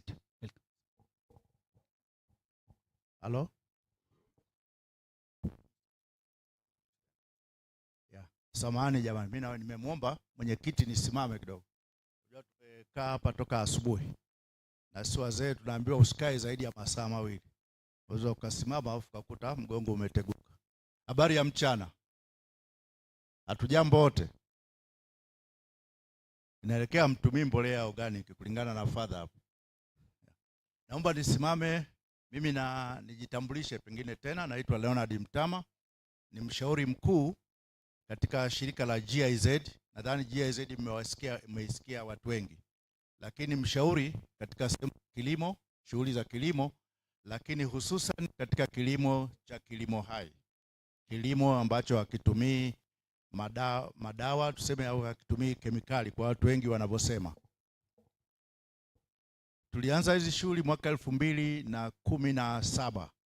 Tulianza katika mkoa wa Singida na Simiyu, na kitu kilichotupeleka kule, kulikuwa na mahitaji katika soko la dunia la pamba ambayo inazalishwa kwa kilimo hai. Sasa wakulima hawakujua waende namna gani, kwa hiyo sisi tukajikita pale kuwashughulikia. Kutoka 2017 mpaka sasa katika kilimo cha pamba peke yake, mafanikio ambayo yamepatikana, Tanzania ni nchi ya kwanza katika Afrika kwa kuuza pamba ya kilimo hai, ni nchi namba 1. Lakini kama hiyo haitoshi, ni nchi ya 5 duniani kwa kuuza pamba ya kilimo hai kwenye soko la dunia. Marekani ni ya 6. Kwa hiyo sisi ni wa 5. Kwa angekuwepo hapa rais wa Marekani, ningeambia bwana, mpigie makofi mama yetu Samia, maana yeye amekuzidi. Kwa hiyo lengo langu kwa utangulizio ni kwamba kilimo hai sio kitu cha kupuuza. Msione kwamba ni kitu hivi, lakini ni kitu ambacho kinafanyika Tanzania na kimetusongesha mbele. Watu wameona kwamba ni kitu tunafanya. Kwa nini tulienda kwenye kilimo hai kwa wale wakulima? Toka asubuhi hapa tunazungumza kuhusu mbolea. Tumepata mahesabu kwamba inahitaji fedha kupata mbolea na nini. Lakini je, wakulima wetu wana uwezo wa kuzalisha, wa kupata pesa kununua mbolea? Asubuhi tumeambiwa kwamba serikali inatoa ruzuku kwa wakulima. Sahihi kabisa na ni jambo jema, lakini itaendelea kutoa ruzuku miaka yote? Uchumi utaruhusu? Kwa hiyo sisi kama GIZ tukajikita kwamba tukishirikiana na wadau wengine ambao wako hapa mbele, namna gani tutamsaidia mkulima endapo ruzuku haitakuwepo, hawezi kuacha kulima, aendelee kulima. Namna gani tutamsaidia mkulima? Kwa hiyo tunachokifanya sisi, hatuwanunulii wakulima mbolea, ila tunawafundisha kwenye mazingira yao waweze kutengeneza mbolea anayohitaji kulingana na matumizi yake ya kila siku. Tanzania hatuna wakulima wakubwa wenye eka 2000, 3000. Asubuhi nilikuwa wakati wa lunch nilikuwa naongea na mama Nagu, nikasema hongera bwana, wewe ni mkulima mkubwa. Unaona eh? Sasa wakulima wetu walio wengi sio kama mama Nagu. Wengi wanaeka 2, wanaeka 3. Lakini ukiangalia serikali inasumbuka kuwatafutia ruzuku. Je, hawezi kutengeneza mbolea ya kuweka kwenye nusu eka? Hicho sisi ndo tunachowasaidia wakulima kwa njia hiyo. Tunajua kabisa ruzuku inatolewa, lakini wana uwezo, serikali yetu na uwezo. Kwa sababu kinachofanya ni kwamba tunaipa serikali hela, alafu zile hela tena wanarudisha kwetu. Yaani tunaisaidia serikali iwasaidie watu wake, na watu ni sisi wenyewe. Unaona? Kwa hiyo sisi tunawafundisha wakulima namna gani wanaweza wakajitegemea. Kwa nini inawezekana? Miongoni mwetu hapa tulio wengi tuna misitu vijijini kwetu, si ndio? Kuna mtu ambaye hajaingia msituni? Ukienda kwenye msitu, nani ambaye ameshawahi kwenda kuweka mbolea kwenye msitu? Minjingu, umeshapeleka mbolea kwenye msitu? Are you feeding the forest, natural forest with Minjingu phosphate? No. Why? Maana yake ni kwamba ardhi ina uwezo wa kujilisha. Sika, tumeelewana? Ardhi ina uwezo wa kujilisha. Wewe kama una afya njema, huwezi kwenda hospitali. Ukiona unaenda hospitali kila siku, mganga anakutembelea, ujue kuna shida. Sasa sisi, majukumu ya udongo ni kulisha mimea. Sisi sio jukumu letu la kulisha mmea. Sisi tunatakiwa tuufanye udongo uwe na uwezo wa kulisha mimea. Mimea ndo watoto wake. Mama akijifungua tunampa supu mama, hatumpi supu mtoto aliyezaliwa. Si ndio jamani? Zamani kwa mfano huu pengine hautawapendeza, lakini ndio uhalisia. Tunajua mama akiwa na afya atatoa maziwa ya kutosha kwa kumlisha mtoto. Vivyo hivyo udongo ukiwa mzuri, ukiwa na afya, utalisha mimea ambayo wewe unaihitaji. Asubuhi nilikuwa nateta na mwenzangu pale. Mimi sijawahi kufika Kibaigwa, lakini wakati niko mdogo nilisikia historia ya wapi kule nani, Iringa kule, kwa watu wa umri wangu, Isimani. Kwa watu wa umri wangu mnajua historia ya Isimani, si ndio? Vijana hamwezi kujua. Nilikuwa namwambia, sina uhakika sana, lakini najua wale walioharibu Isimani miaka ile sasa hivi wako Kibaigwa. Na nikamwambia baada ya miaka 20 50 Kibaigwa itakuwa kama Isimani. Hatujifunzi hilo. Tunasahau historia. Na wanasema historia ndio mwalimu mzuri tukizingatia. Kwa hiyo tunapozungumzia kilimo hai, mbolea na nini, ni vitu kama hivyo vinatufundisha. Je, udongo wetu umeshindwa kulisha mimea? Kwa nini umeshindwa kulisha? Nikaa namtania father hapa aliyozungumza. Watu mnaita viatilifu, siku hizi Watanzania tuna maneno mazuri sana, lakini wanasema herbicides, si ndio? Kuna herbicides na insecticides. Lile neno side asili yake ni Kilatini sida, na tafsiri yake is a killer. Umenielewa? Ile side, herbicide, insecticide, ile side ni sida, tafsiri yake ni killer. Kwa hiyo tunatumia wauaji kuangamiza udongo wetu. Nikawa namwambia sasa, hata hii mbolea kuna fertilizer na feticide, mbolea ambayo inaua uhai wa udongo wetu. Ndio maana tunazungumzia, tunasisitiza kwamba wewe una eka yako moja tu, ukiiua utafanyaje? Na wewe utakwisha. Kwa hiyo lengo langu ni kwamba tufanye reflection wenyewe kama wakulima. Nilikuwa namuuliza hapa, je, katika hii symposium wakulima watapata nafasi ya kuzungumza? Kwa sababu haya tunaozungumza yote, walaji wa mwisho ni wakulima. Sisi tunakula mshahara wetu, tunatengeneza mbolea, tunawapa wakulima ndio walaji. Je, wao watatupa feedback? Tena tuwaite wale wakulima wa Isimani. Baada ya kusema hao machache jioni hii, ni washukuru sana. Karibuni tena wakiandaa symposium nyingine. Thank you very much. My inability to understand Swahili, so I was not able to understand 99% what he told, but he asked me one question and I need to reply on that question. He asked me, are you feeding to the forest? Yes, we are not, because the fertilizer is used for the feed crops, commercial crops. It's not forest. You need to understand physiology of the plant also. When you are talking about a crop which is having a system in maybe 6 inches to 1 feet kind of a thing, you cannot compare a tree which is having a 20 meter, 10 meter, 15 meters of root system. So these are the, when we are comparing the things, we need to compare apple to apple. Yeah. That is my opinion, because I had just understand one sentence from him, so that's I'm replying. If I would have understood some more things, definitely I might be replying to him. But anyway, yeah, this is and this is a good discussion. I never mind. You need to be very clear and open. It is not like that, we are just telling your story only and you're not listening to the other's story. But definitely, so maybe I'm trying to learn Swahili. Maybe whenever I get a next opportunity, definitely I might be giving his 99% of the answers.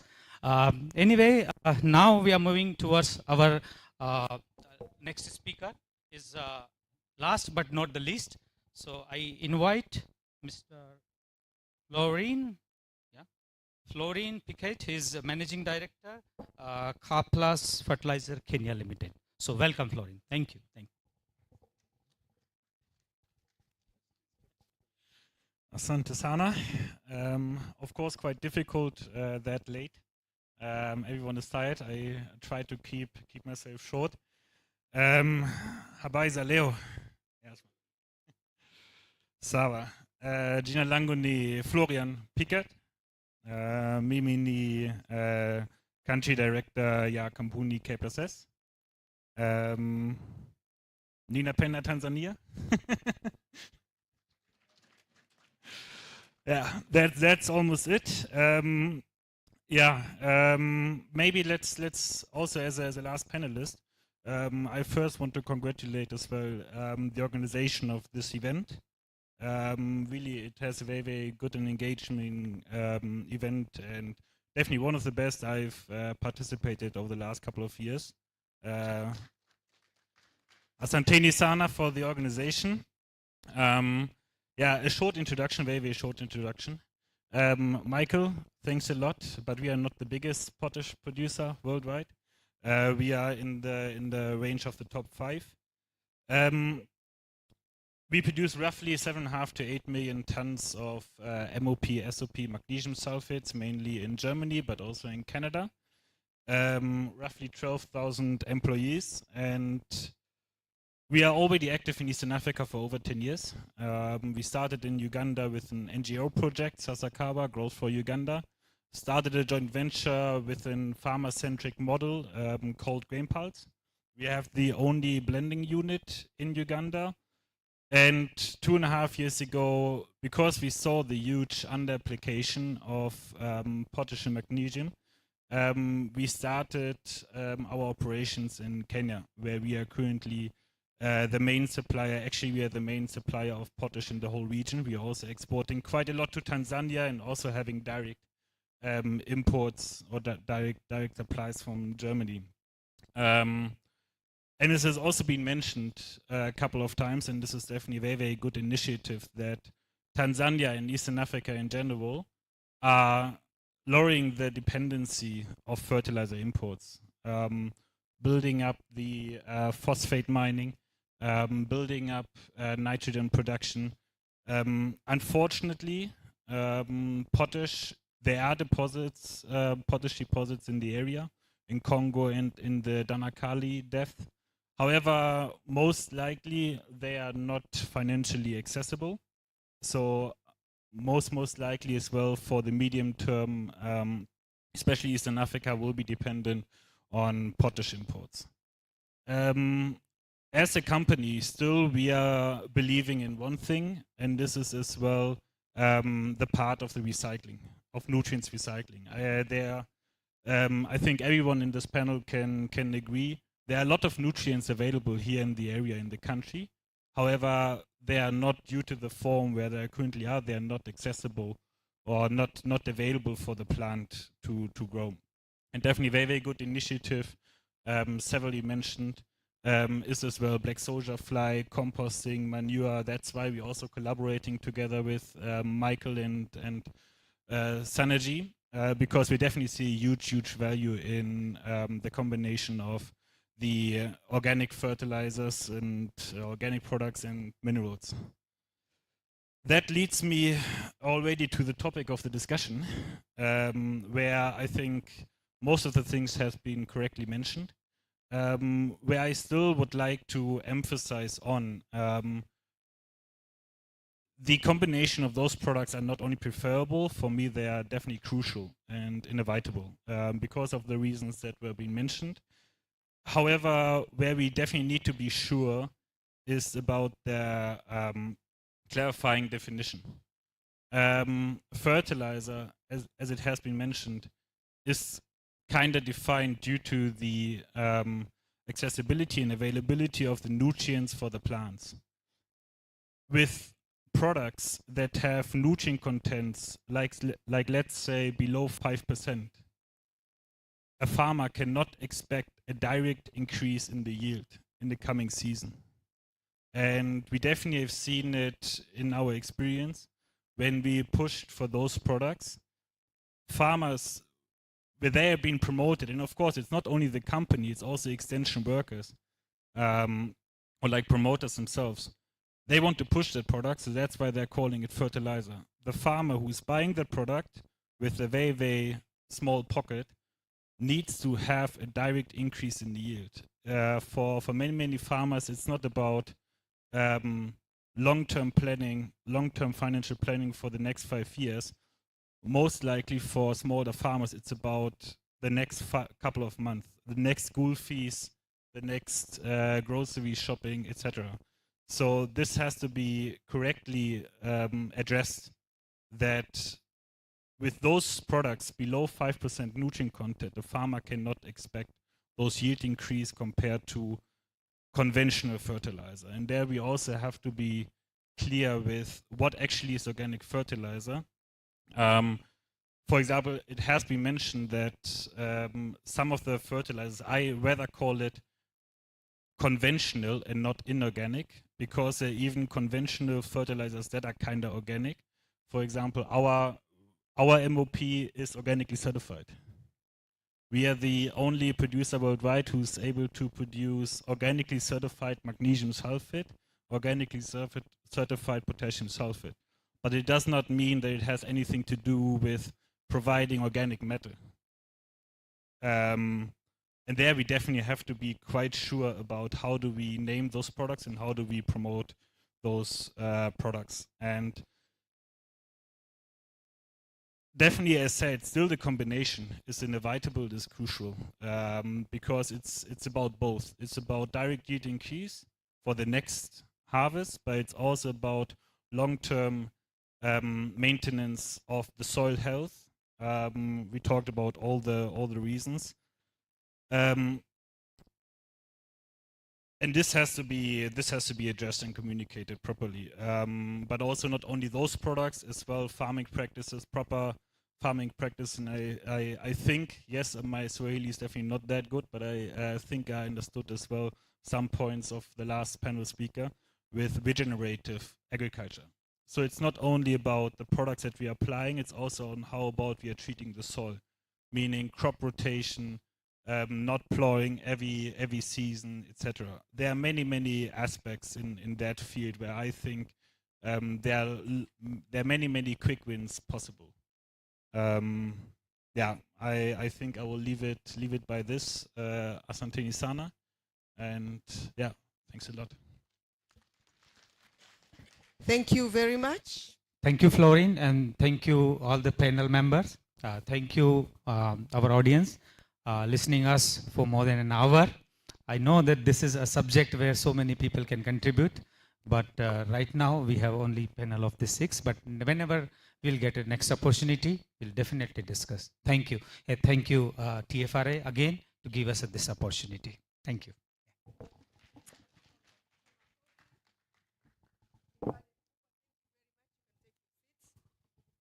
Thank you very much, Mahesh. Thank you every single one of you ambayo mlikuwa mnatoa mada hapa mbele.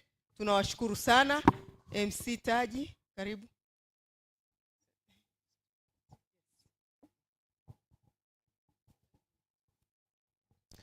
I see. Okay, karibu sana mwenyekiti. Tunatoa vyeti. We'd like to give the certificates of appreciation, vyeti vya kuwashukuru. Karibu sana na MD. Sasa mimi naomba nifanye kitu kimoja. Mimi naomba nisome nikukabidhi.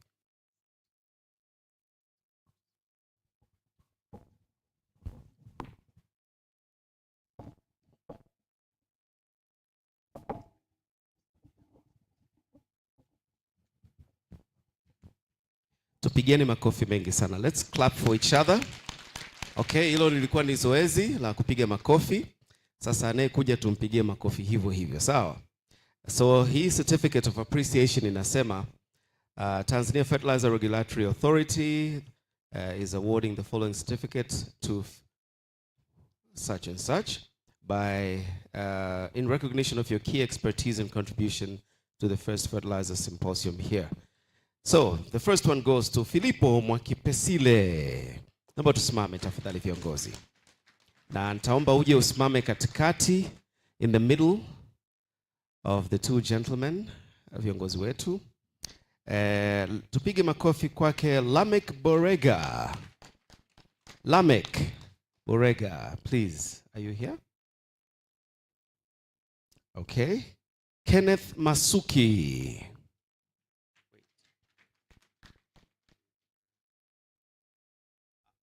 You'll take it for? Okay, take a picture then. And Kenneth, please stand on the sides. Just hold on a second before you come up. Makofi kwake Kenneth Masuki. Leonard Mtama. Please, makofi kwake Leonard Mtama.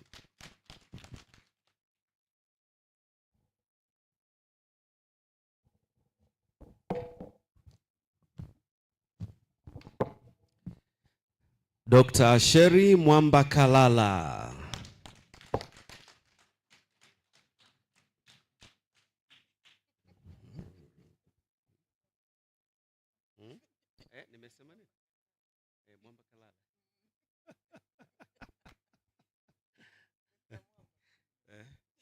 Luis Casera.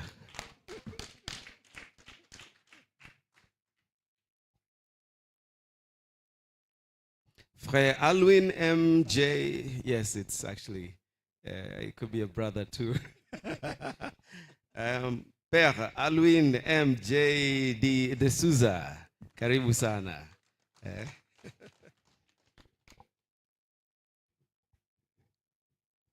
Paul Chilewa.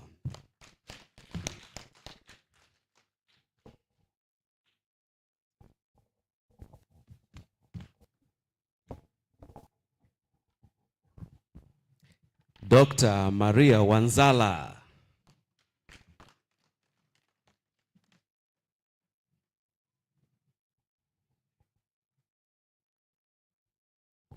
Professor Milu Muyanga.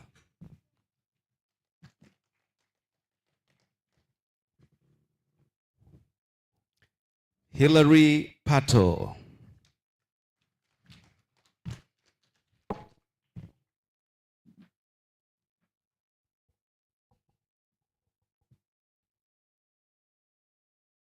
Indrabwan Kumar.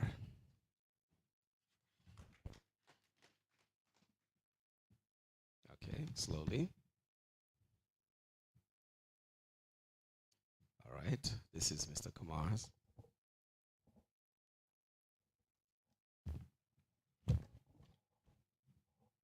Professor Sharif Munavar.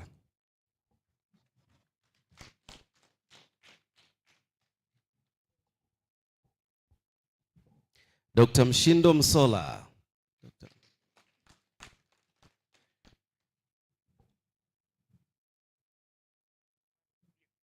Dr. Mshindo. Okay, I think it's going to be received on his behalf. Yona Mwanakatwe. Ameondoka. All right. Makofi. Engineer Juma Omdeke.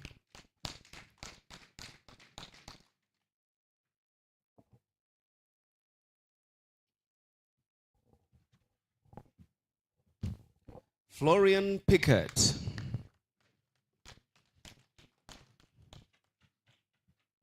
Karibu. Mahesh Parekh,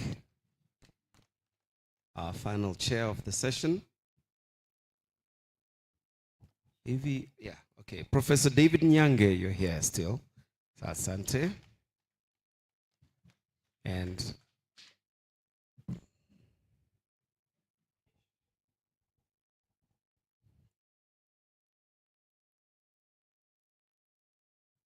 Geoffrey Mtawa.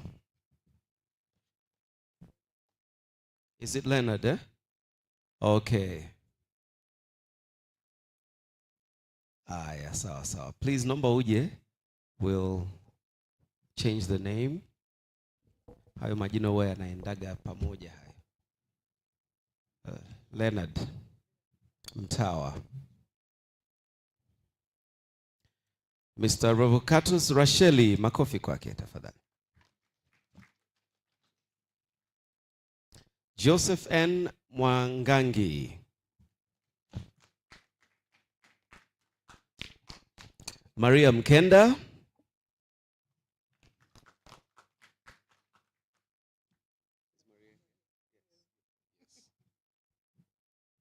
Robert Mtendamema.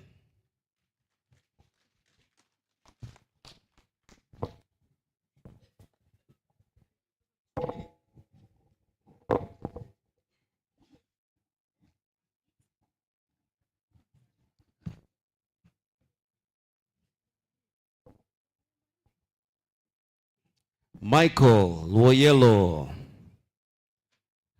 Karibu, makofi kwake. We continue clapping.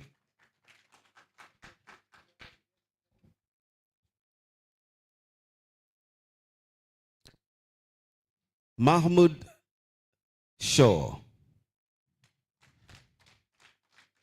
Asante kwa makofi. Mr. Silvani Shayo.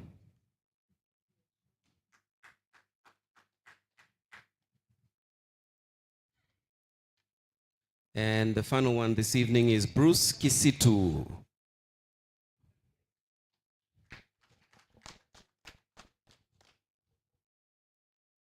So mnaweza mkarudi jukwani na plaques zenu tafadhali.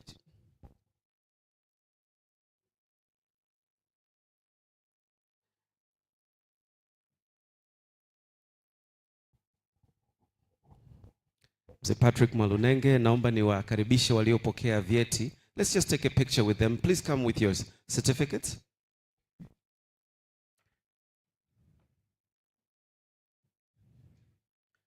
Makamu mwenyekiti wa board na waheshimiwa wabunge, naomba tujaze viti hivi hapa.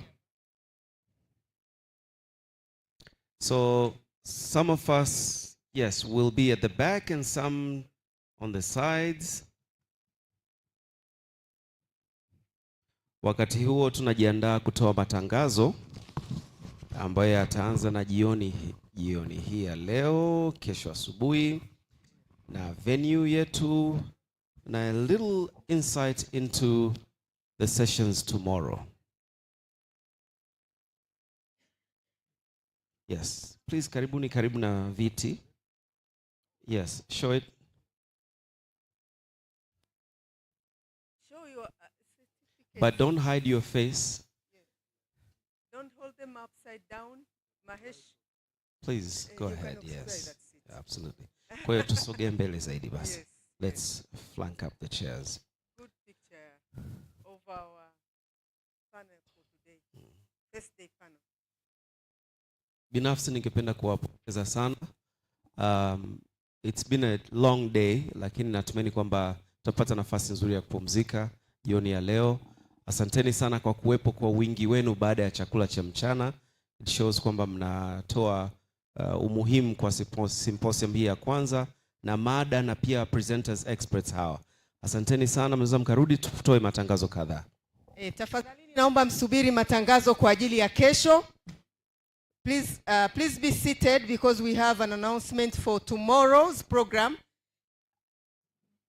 Kesho tutakuwa na nusu siku na ukumbi wetu utakuwa ni Morena Hotel. Ukumbi wetu wa kesho utakuwa ni Morena Hotel. Kwa hiyo naomba wote tufike Morena Hotel saa 2:30. Tutaanza saa 3 kamili na tutamaliza saa 6 kamili ili tuanze safari ya kwenda Manyara. Kwa hiyo kesho ukumbi wetu ni Morena Hotel. Karibuni sana. Zimebaki mada 3, lakini pia kulikuwa kuna baadhi ya maswali na wale watoa mada watakuwa wanaweza kujibu angalau kwa ufupi ili ili washiriki wa kikao hiki waweze kusikia yale majawabu, especially kwenye ile mada ya technology, pamoja na ile ya Nairobi Health Soil, zote zimepata maswali, basi wanaweza wakayajibu very briefly. Tunawashukuru sana. Would like to thank you for your patience, for your dedication throughout. And it has been amazing that you have stayed throughout. We thank you, members of parliament that are still here with us. We thank you, members of the board that you have been here with us. We thank you so much, afisa ugani wote ambao mmefika. I have heard your concern na tutaifanyia kazi kesho. Nyie kazi yenu ni kuwai, na yale mambo ambayo mlikuwa mnaulizia majawabu pia mtapata kesho. Au hapo vipi? Hapo vipi? Kilimo? Asanteni sana. Also our development partners, we thank you so much for being here with us, and our sponsors for facilitating this meeting. But that goes without saying. Maybe let me thank our executive director Joel, because he has not been given enough praise. Please stand. He doesn't want me to do this, but please stand, because I said I would do it to you. He doesn't like to get the limelight, but I have to say this. This is the person that bet this idea. This is the person that thought that we should discuss fertilizer. This is the person that thought we should bring you all here today to discuss about this, and we have done it. And let's just say that we have a captain, and naomba tumpigie makofi, tumshukuru. We've worked so hard to have this first day. It's our first time. Tunakushukuru sana, umefanya vizuri sana, umeupiga mwingi. Tunakushukuru sana. Tunawashukuru sana panelists wetu wote, na ninaomba radhi sana kwamba nilikuwa na wapush sana, lakini kwa kweli tumedeliver. Naomba nimshukuru pia organizing committee. Bado tupo, siku ya kesho ipo, lakini vile vile kuna jioni ya mchapalo kwa watu ambao tutawatumia message. Kuna jioni ya mchapalo tunaita jioni usiku wa mbolea, just 1 hour 2 hours usiku wa mbolea ambao utakuwa pale Dodoma Hotel. Kwa hiyo wale wote ambao tulikuwa tumewaandikia na tumewapa mialiko, karibuni Dodoma Hotel kwa ajili ya usiku wa mbolea siku ya leo. Lakini siku ya kesho tukutane, na wale mtakaowahi, maafisa ugani nimewaambia, pamoja na wale wote mliotoka katika kanda na mikoa, tumesikia concern yenu, na mkiwahi vizuri tutaongea vizuri, au sio? Sawa kabisa, asanteni sana. Okay, kwa mimi na matangazo matatu tu. Moja, maafisa kilimo ambao ni wakaguzi, mnaomba mbaki kidogo ukumbini tuweze kukutana kidogo. Pili, kuna ombi la picha tunazozipiga, naomba itengenezwe link tuweze kushare na participants wapate picha zao. Alafu tatu, kuna mitandao ya kijamii, social media sites. If you're taking personal pictures ama you're commenting, naomba tafadhali muende kwenye TFRA official Instagram, the same TFRA_official Instagram, the same for X, TFRA Fertilizer Facebook, na Mbolea TV on YouTube. With that said, mbolea bora kwa wakulima wote. Ladies and gentlemen, Jamhuri ya Muungano wa Tanzania. Sawa. Kini tuendeni tukapumzike jamani. Tumeshafanya kwa leo. Tujipongeze.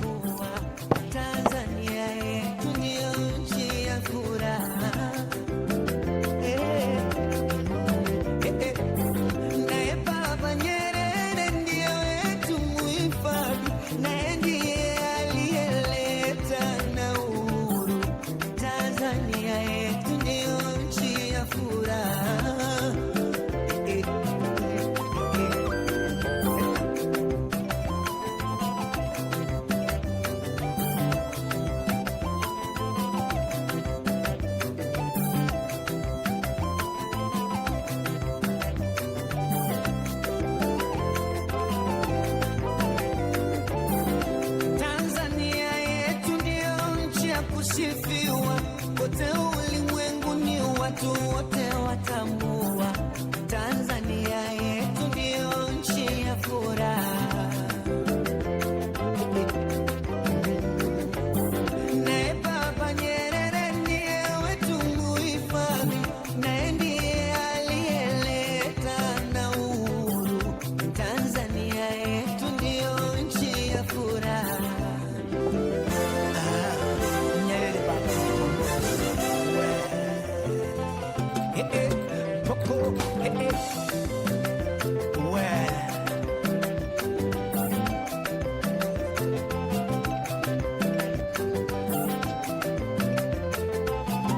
Kuna adapter hapa. DJ, anybody that came with their laptop for the presentations? Kwa mtu aliyekuja na laptop yake for the presentations, kuna adapter hapa.